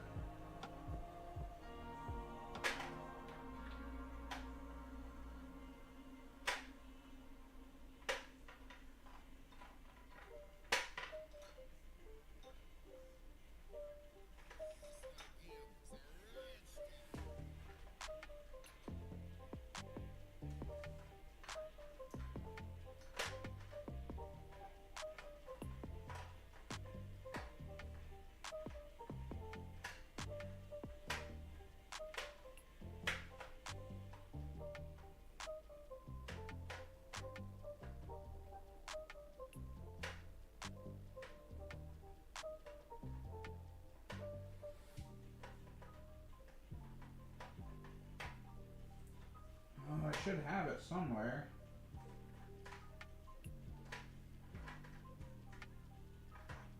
Got like 5 things of snake bite. How the hell did that happen?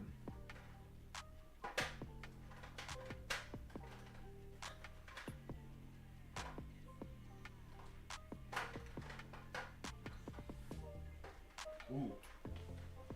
We'll do Warp Lock Bronze, actually, probably on some of this. Maybe. Maybe on, like, the weapons. Whoop. Get back up.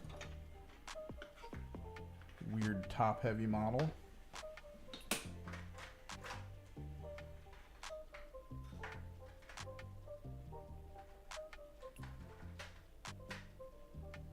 Yeah, haha, got it.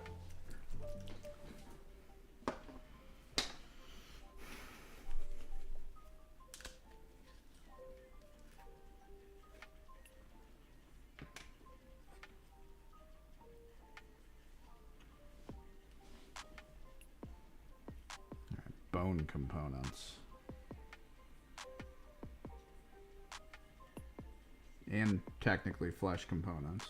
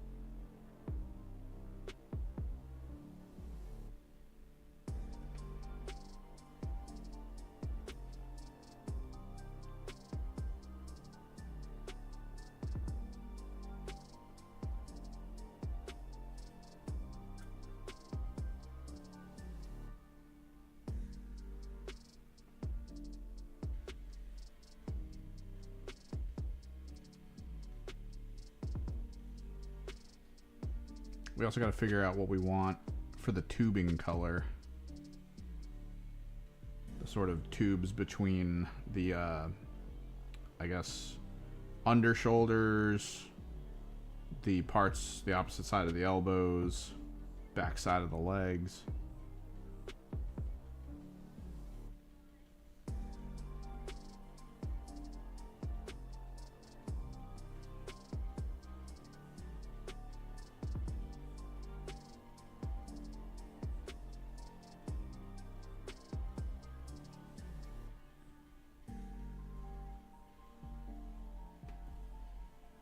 I do know I want most of the piping and maybe even the cloth work to be red.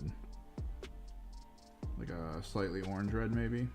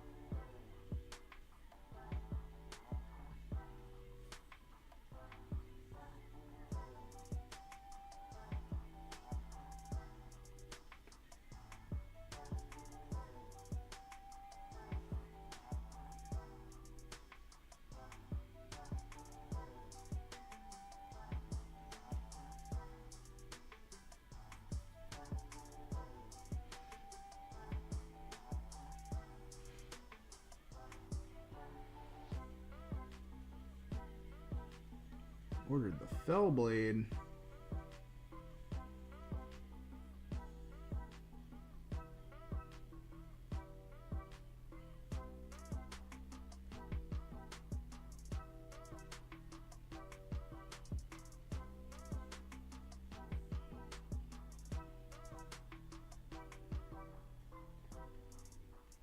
Give me a second.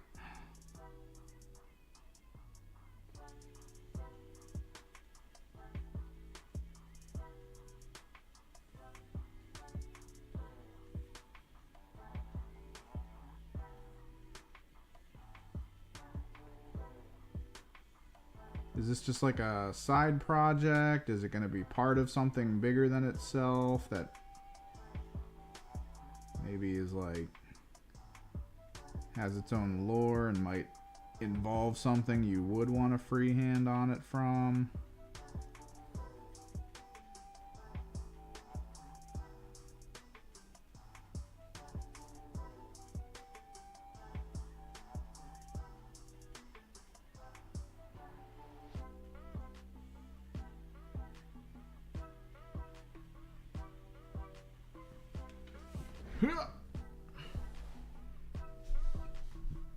Oh, so for both 30K and 40K.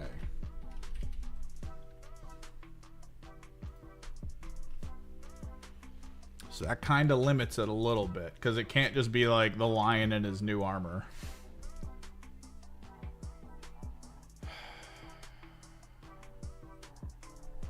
But you are saying Dark Angels.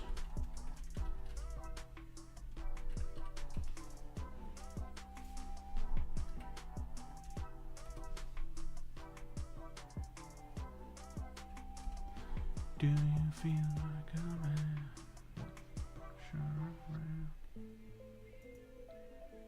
So the Dark Angels Legion in 30K was more black-red than they are with the modern green.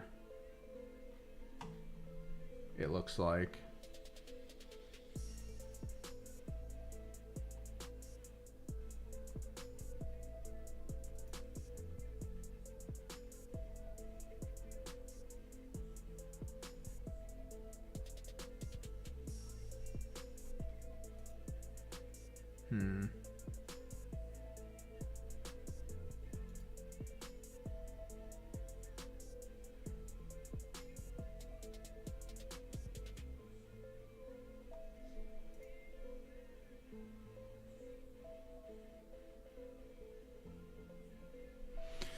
Let's consider the shape. Because hang on.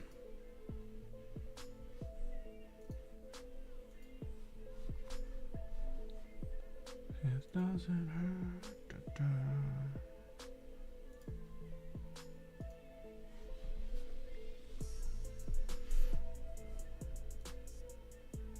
Because this is just Iron Warrior, the one they show. It's just like, here's an Iron Warrior version.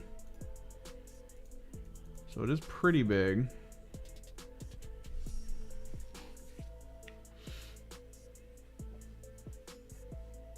Let me think.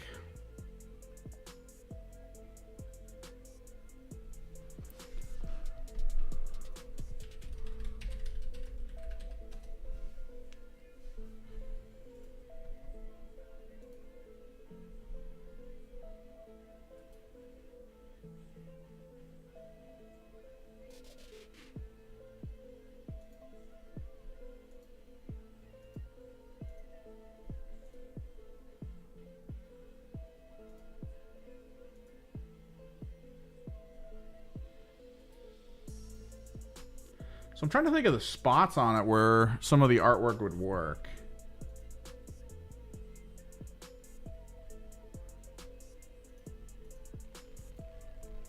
I feel like these doors, awesome. Maybe the side plating. Because like this feels a little too cluttered to do something cool. I'm trying to think of what could go here though. Like, okay.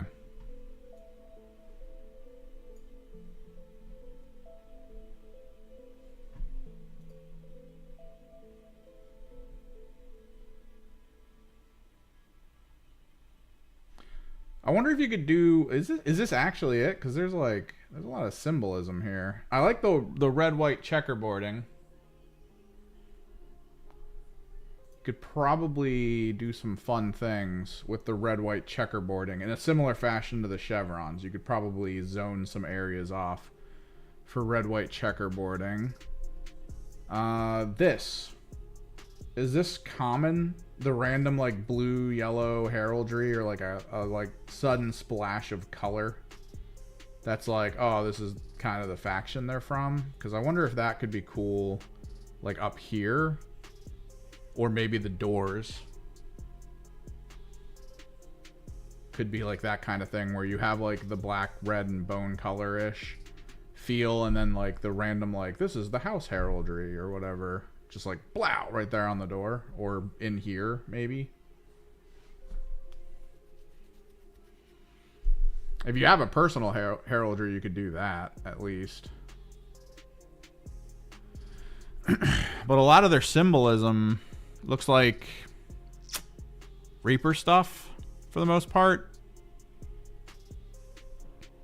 If you were going to freehand things, it would be like these symbols down here, right? Like the absolutely crazy ridiculous symbols. So you could do like black, red, checker, like literally just the 4-prong house kind of like here, and then do the freehand like crazy, like what even is this? Why are they like, here, do pentagrams and septagrams and stuff?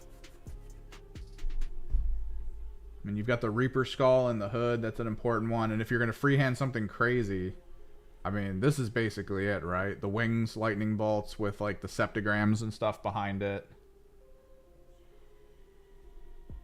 Which if you were to do a blade with wings,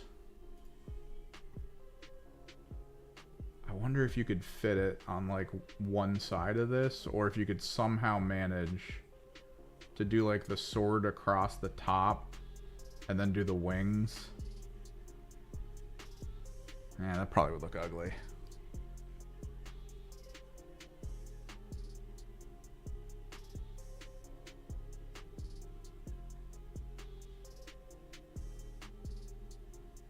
It's a bit of a struggle, I guess. Because the main things that I'm looking at on this is like, yeah, checkerboarding perfectly fine in some spots. You could definitely just carve areas out. This might be the core for like fun free-handed symbols and like weird heraldry shapes and stuff.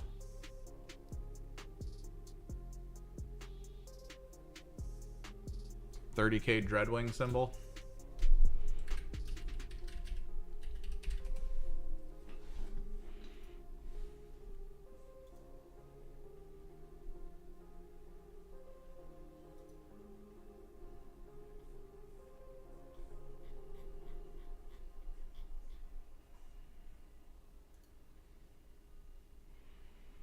So Dreadwings are the Sands of Time, the Hourglass.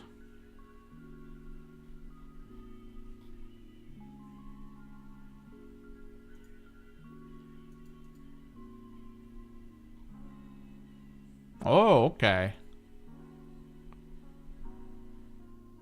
Ooh, if you've got a 3D printer, they have 3D print versions of this. I don't know if you could wrap that on the door, though. But this would look good on a door. The Dreadwing symbol I'm looking at. Open image in new tab. Super low res. But yeah, this going over top of here. So the outer edge of the circle could be the outer edge of the door, and then you have to freehand the points kind of around. That could be cool.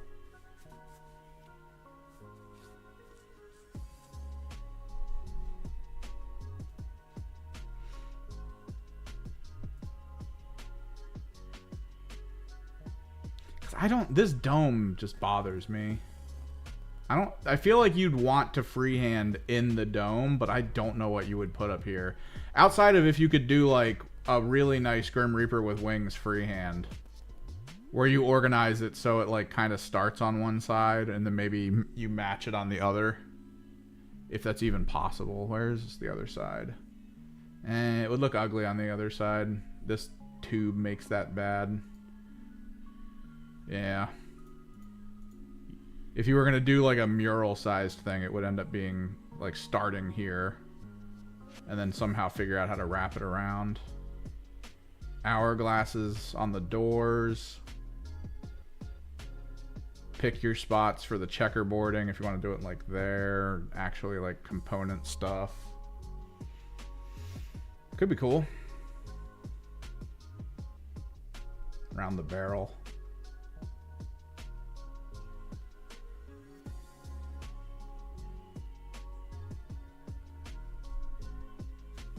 If there's a lot of skulls, like if that's the whole theming for the Dreadwing, you could almost select sections like everything below here in this little area around the gun, and you could do like the flat whatever color you choose this to be it like black or whatever, and then pick maybe like the bone color or the red color and do like stenciled skulls. Like as a pattern on the one side, maybe. I don't know how good that would look though. Outside of that, like these edge rims would be great with the checkerboarding. But yeah, the hourglass symbols, if you could put them on the doors, would probably be like the core of it. Since the door is basically perfectly sized to become the giant heraldry. Because the front really doesn't give me much to work with. Like, it's kind of gross looking. And this is from a person who has a lot of Horus Heresy 30k things on hand because he actually likes how a lot of them look. I do not like how this tank looks. This tank bothers me.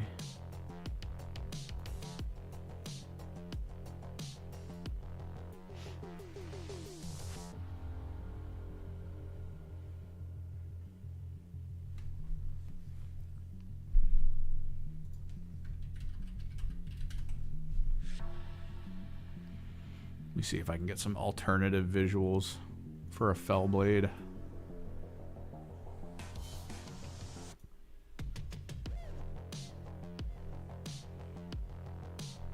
Because the Iron Warrior fell blade is throwing me off. That's all I can see now is just like Iron Warrior fell blade.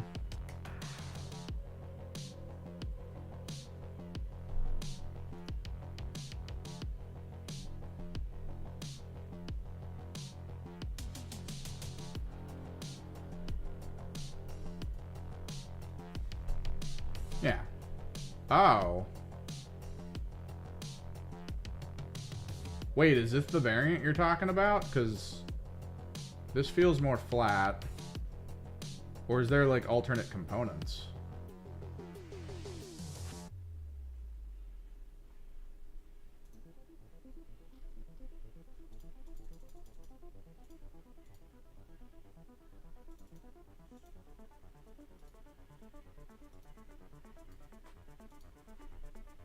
Because, yeah, this looks a lot better. Like, the door is different over here. I mean, the round door is probably fine for what you're doing. And this feels different. This feels more extended.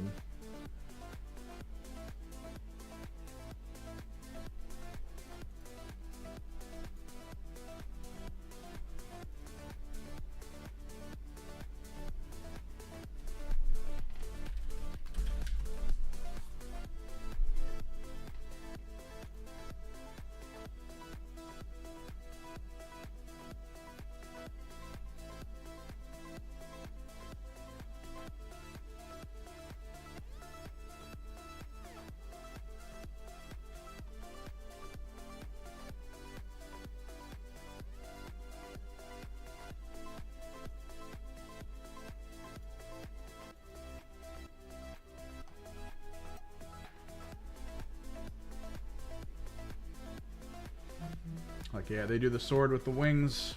These are mostly just straight stencil, though. But yeah, this is another one. This is the door. I think, but I do agree that it's better for mural, but I do think, I do think round door works for your hourglass in particular. So round door might be good for your hourglass.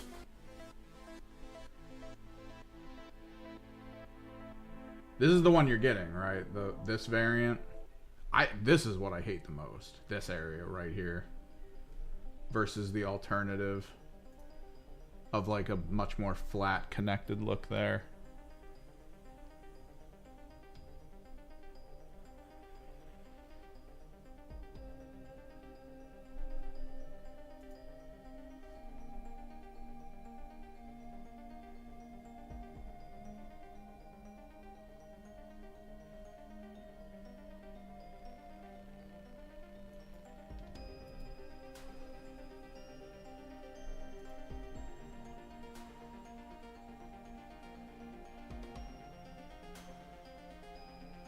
Yeah, a lot of the stuff I'm looking at right now, because they have a Warhammer community post showing a lot of them.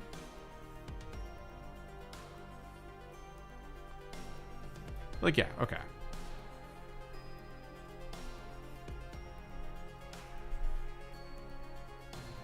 Like, this would look cooler with that round door there. And I think the hourglass would be better on that round door for that very same reason. It's just everything else about this feels like it's missing, like, good visual concept, I guess.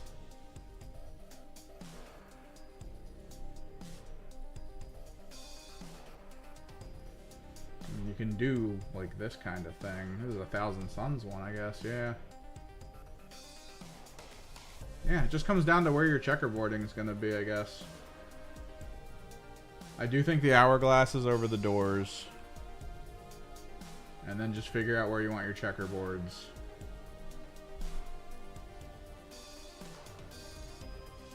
It's probably the best bet.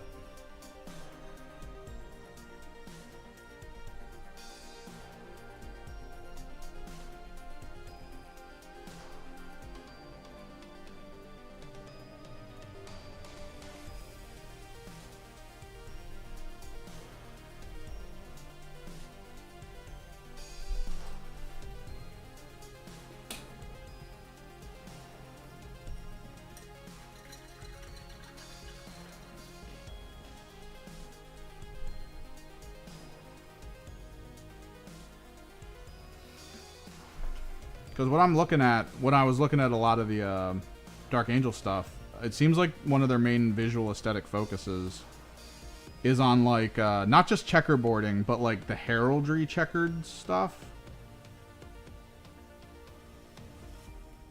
Like, the four-tone, where it's, like, just straight up 4 boxes of 2 colors. That could be good to put in some spots. I mean, everything is supposed to be, at least from Dark Angel, supposed to feel like knightly.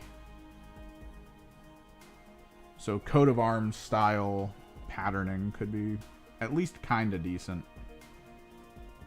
At least a good idea to approach.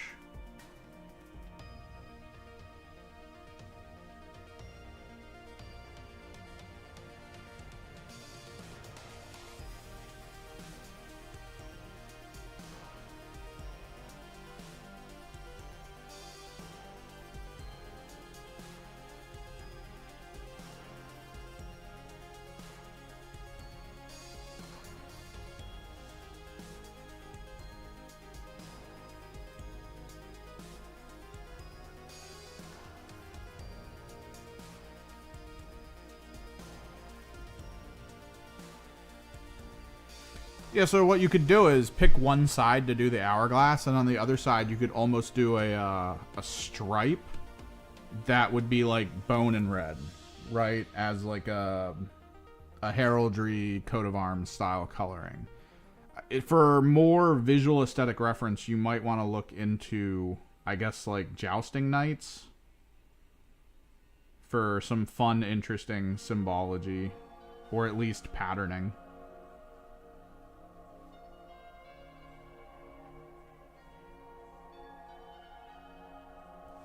Competitive jousters.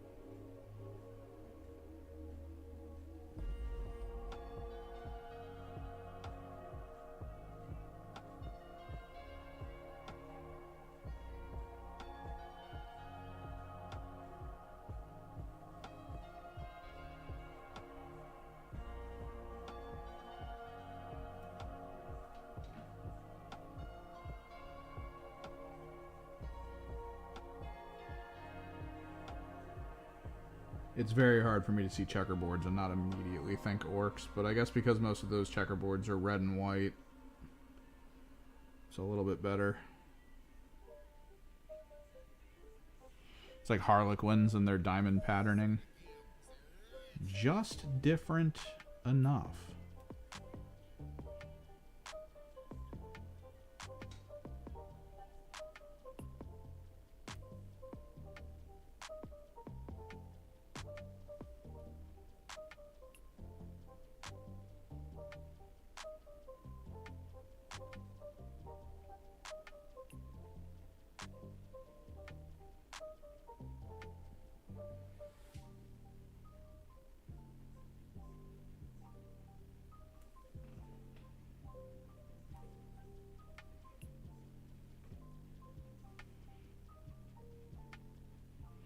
Paint a couch on it and people are like, what the hell is that? You're like, it's a couched lance.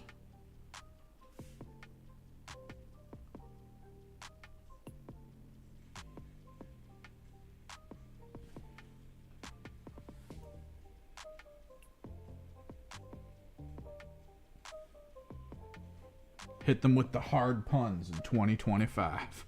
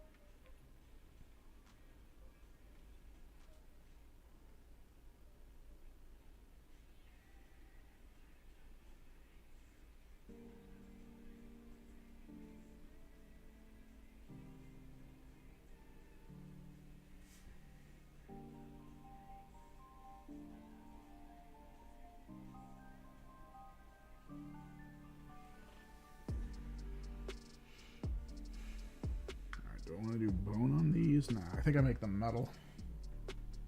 Okay.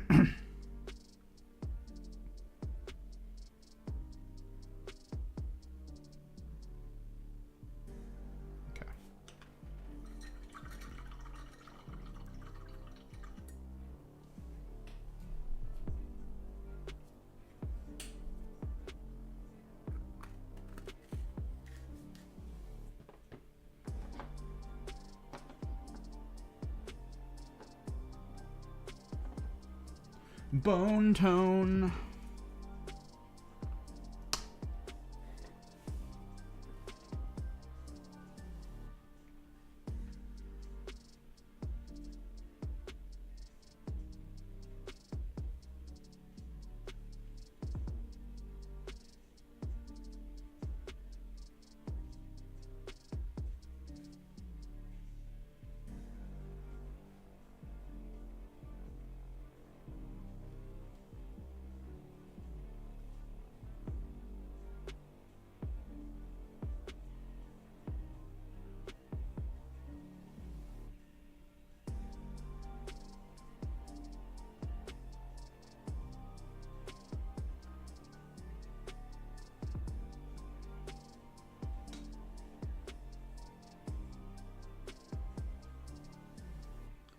Skeletal horde.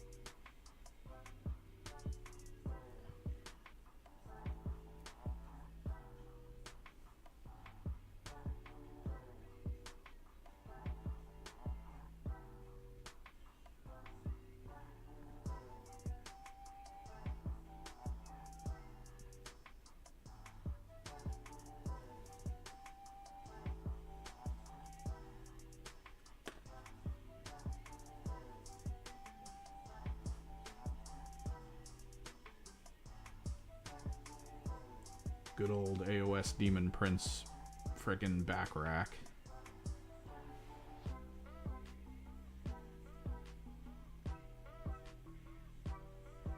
For when basic skulls and heads no longer hold up.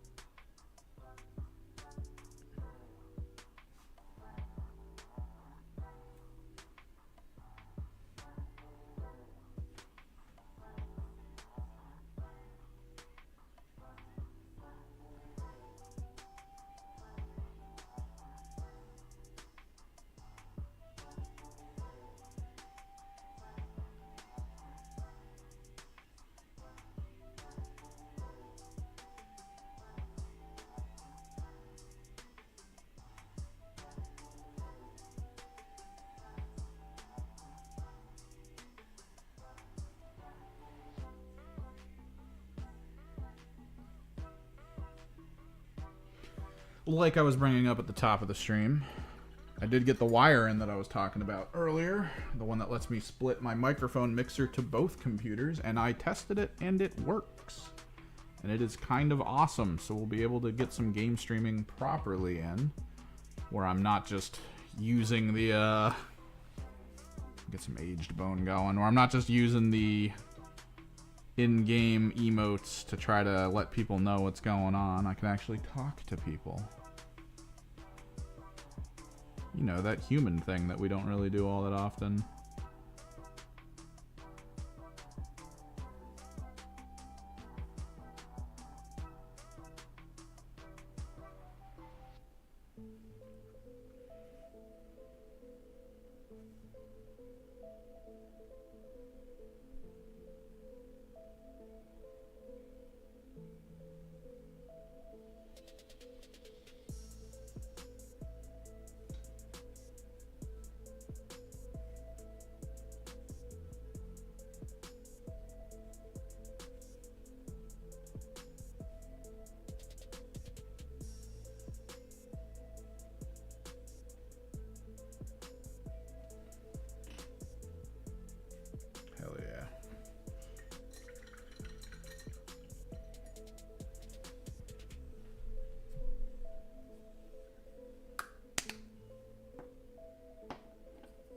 Flesh tone.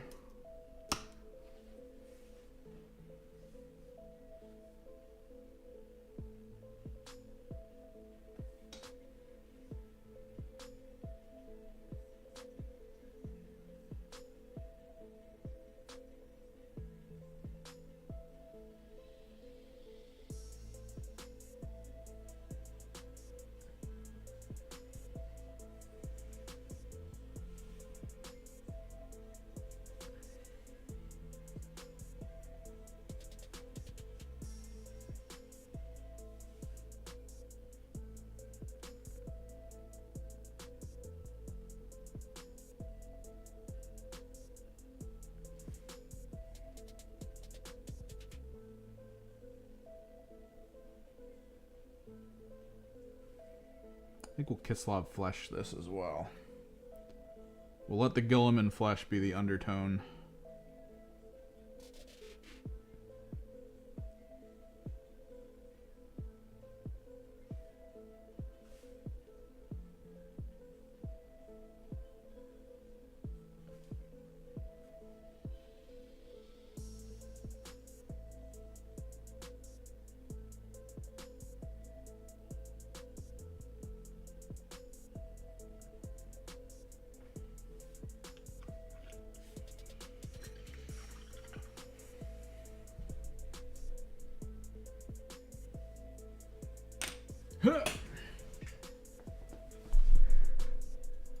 Dread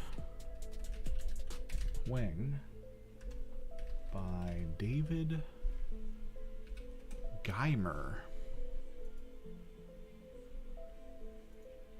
Well, you can use the jousting heraldry concepts in other spots, but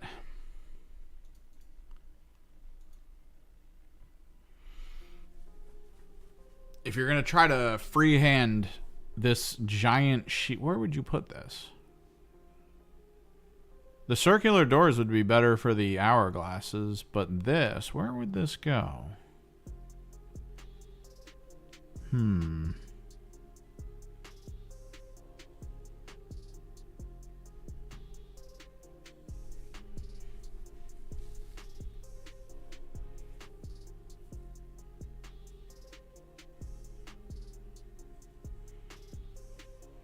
Like, this would go on a flat door. I don't know about it going on a round door.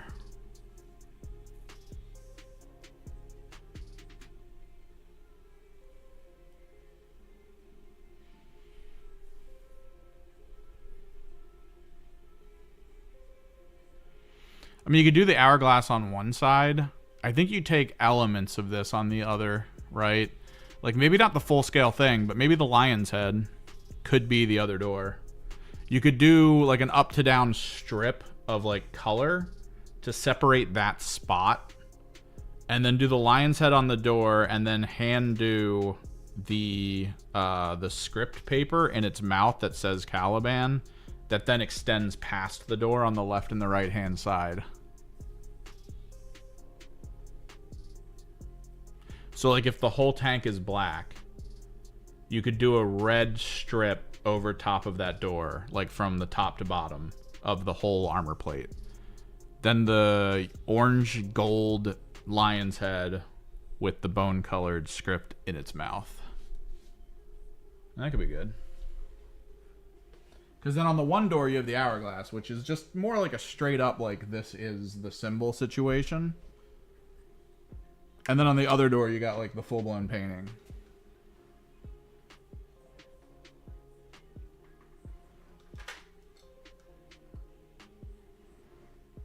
There's my Kislev. Kislev flesh.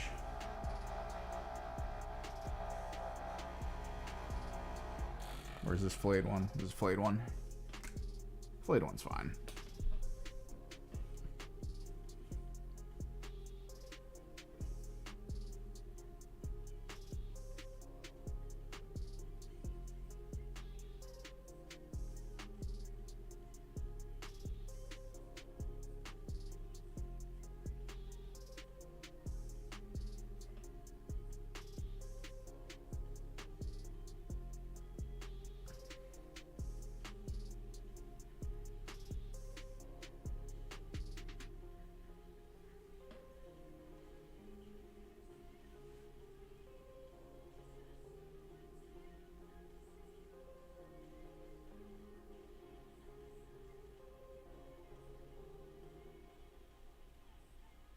You could even checkerboard the strip. Yeah, that was the paint shaker. It's right next to the pole that's used to support the camera. What of it? I should probably move it to its own table.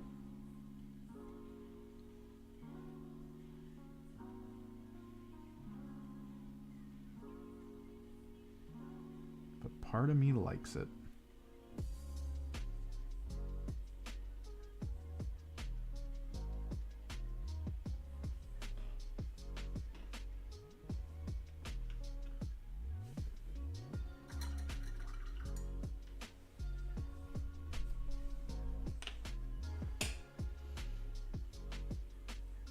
Some blood for the blood god, potentially. Let's get some flesh terrors red in the mouth.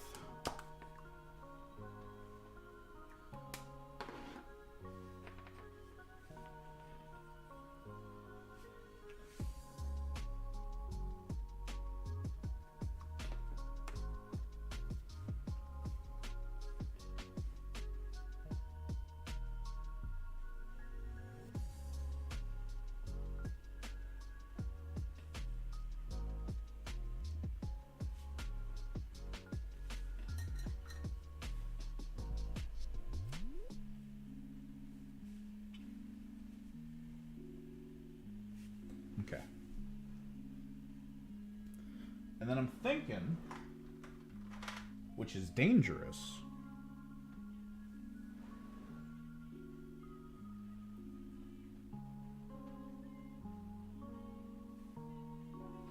if I find a dark enough red to start with, and we build it up to Evil Sun Scarlet on highlights. Ooh, maybe not. Because that's too bright, I think. What if we do Word Bearer?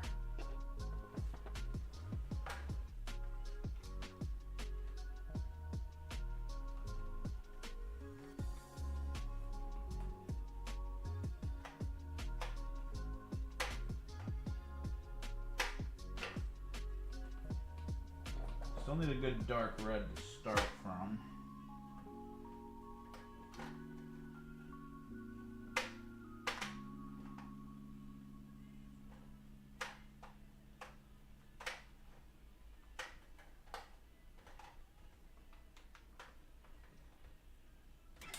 Ah, yes. My favorite of dark reds, Haster Purple.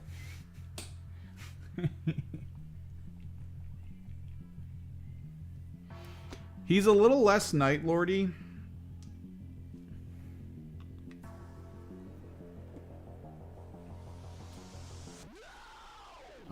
Because he's technically Bleak Brotherhood, but Bleak Brotherhood is a blue-black armor, and I don't know. I probably should have done this a little bit more with like gray to white Zenithal, and then hit it with the... Oh, I left this open. Uh-oh. And then I should have hit it with the Payne's Gray, and it probably would have looked better. But it didn't. So I wanted to go back in and hit it with blue.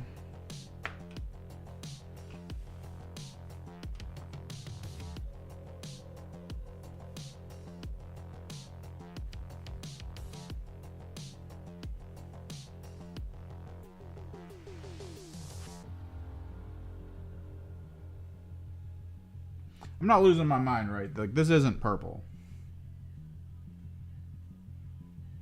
I feel it's good to check when a bottle tells you it has purple in it, but it's red.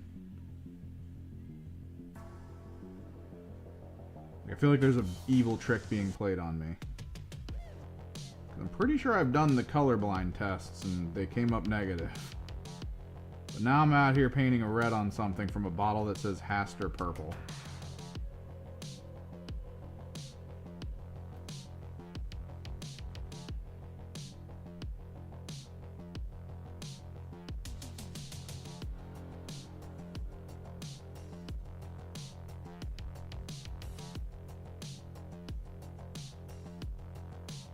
Feels like the same trick that got played on me when I paint Warlock purple on things and it's just pink.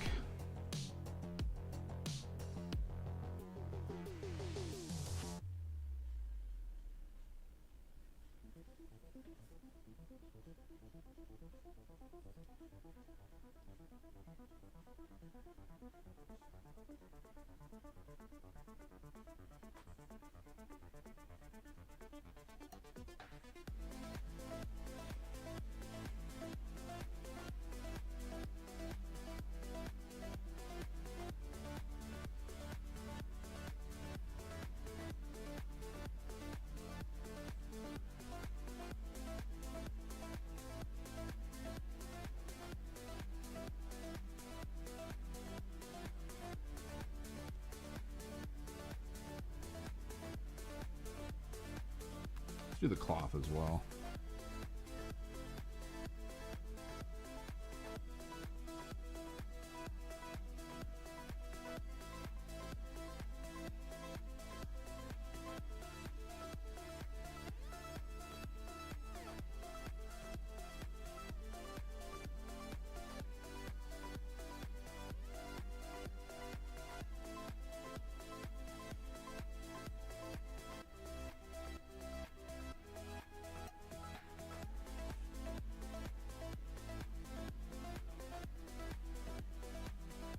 This way we differentiate the Bleak Brotherhood from the Night Lords by not painting the cloth flesh colored.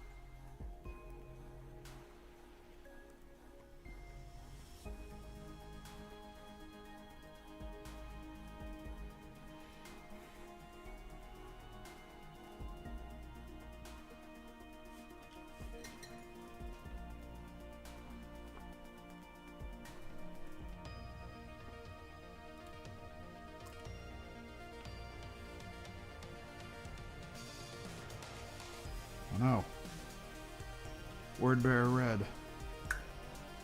So dry. Stupid Games Workshop bottles. Not properly closing.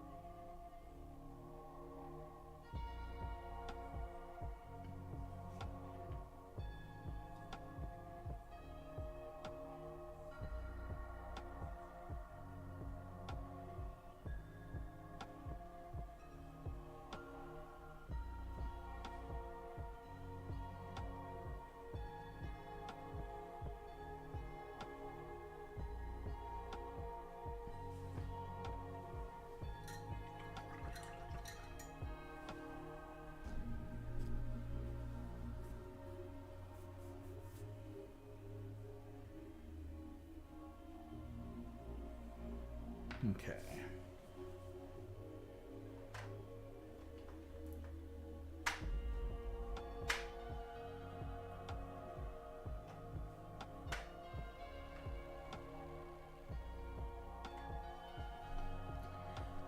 Gunmetal time. Actually, we should probably get Payne's Gray back together so that we can go over some of the components that currently have the green flame that shouldn't.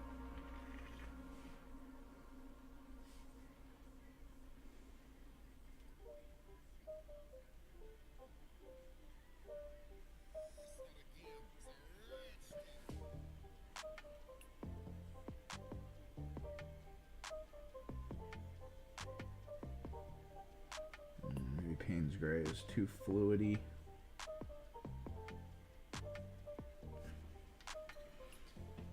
Probably best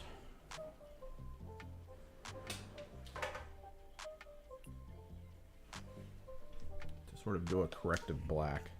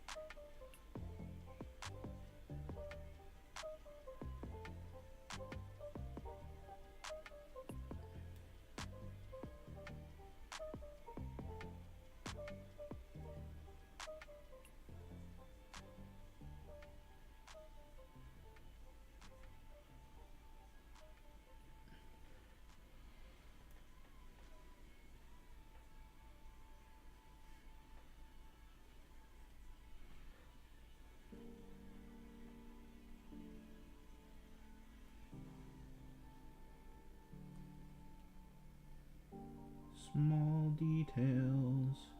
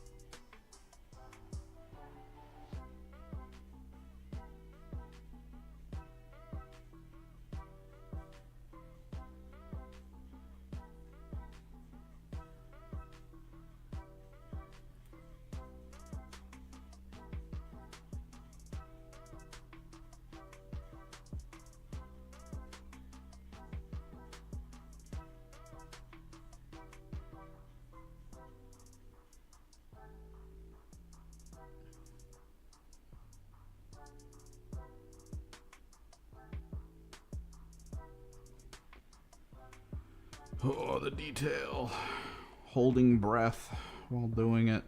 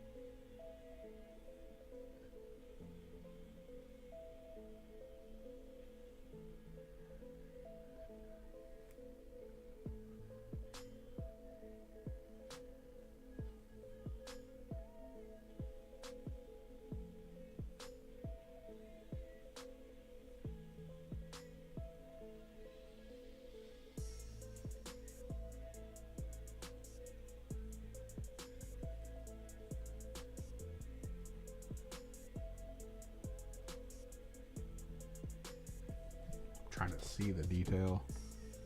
I want to make sure I don't cover up stuff I'm not supposed to.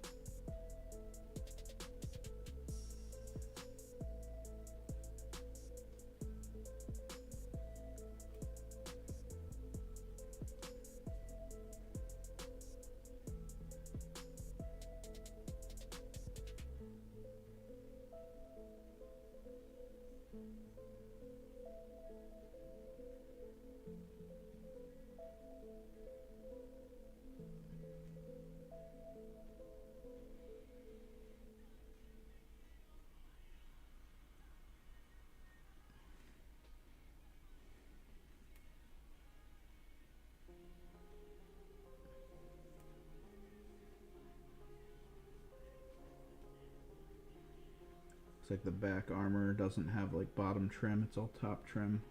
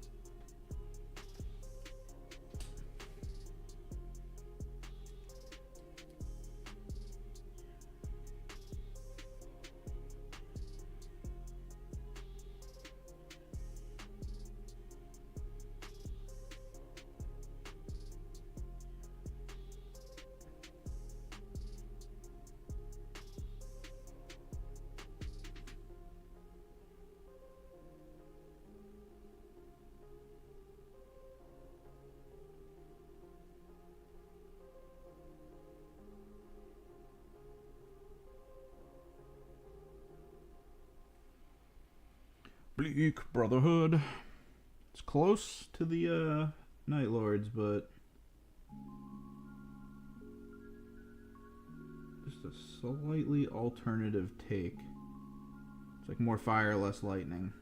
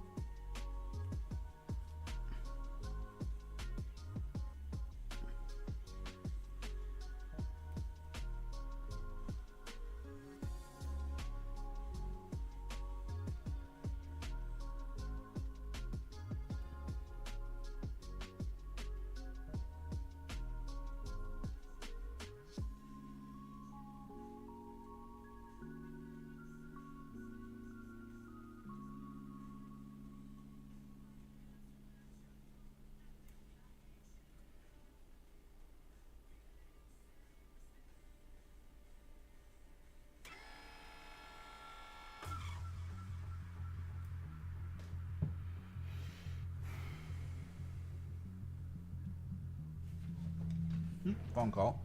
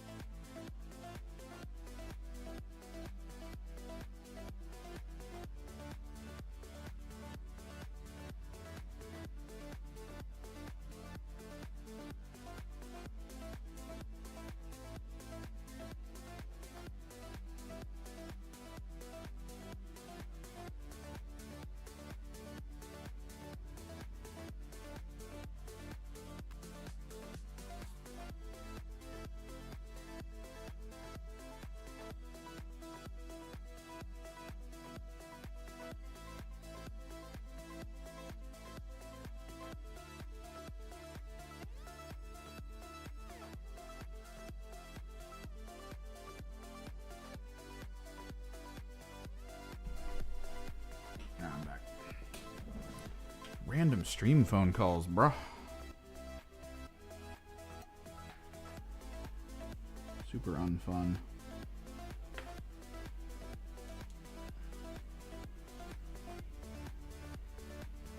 Poggers.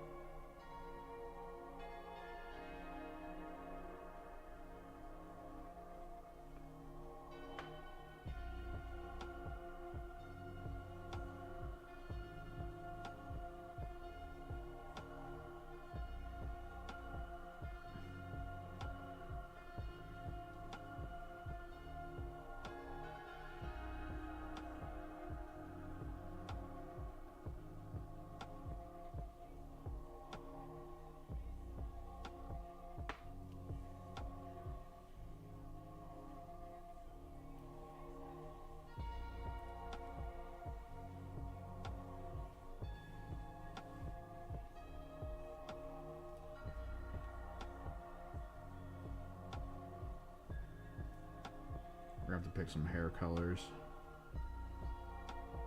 Might do like a bleached blonde or maybe old gray.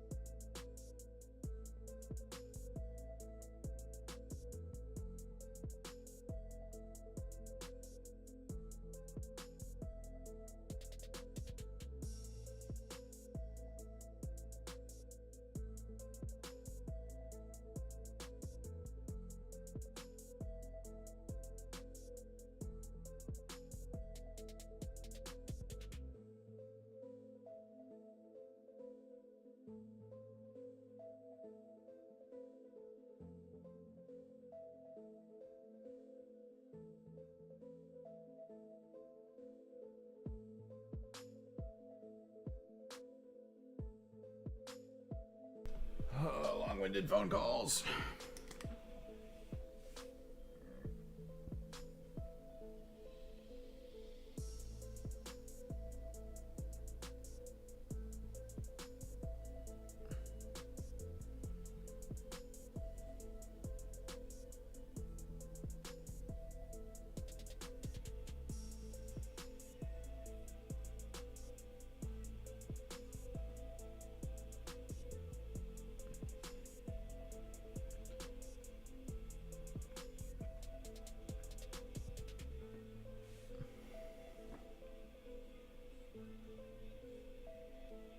Blood for the blood god. Part of me wants to just like dunk it in the blood for the blood god.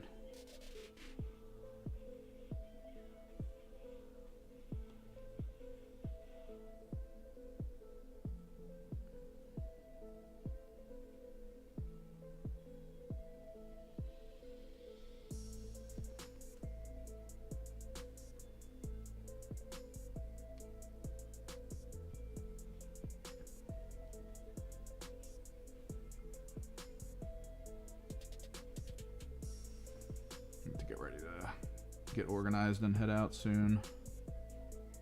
So let me blood up some stuff up here.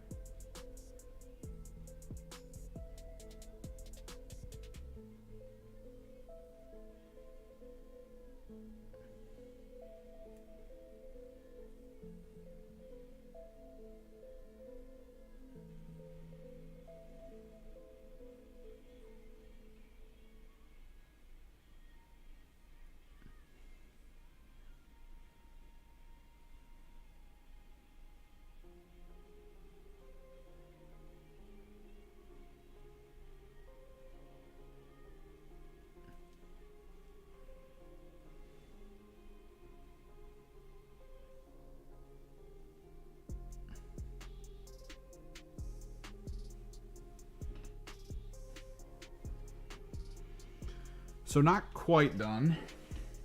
A fair bit of detail still to go. Specifically the thrusters. There's a wrapping on his dagger. Well, not like super detail, which is good. Although I do have a whole other arm I gotta paint for him. 2 arms, rather.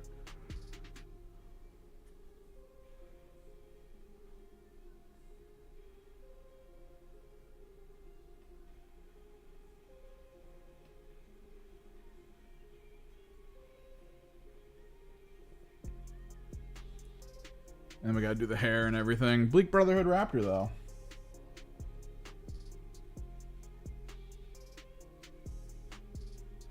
We might be back later on Twitch in particular to stream some games, because I do want to really test out my dual PC setup that I've got going. That'll be announced over on Discord, though, if we're gonna do that. Either way, thanks for hanging out. Thanks for chilling. We've got a lot more Raptors to paint. This is 1 of 11. So, that took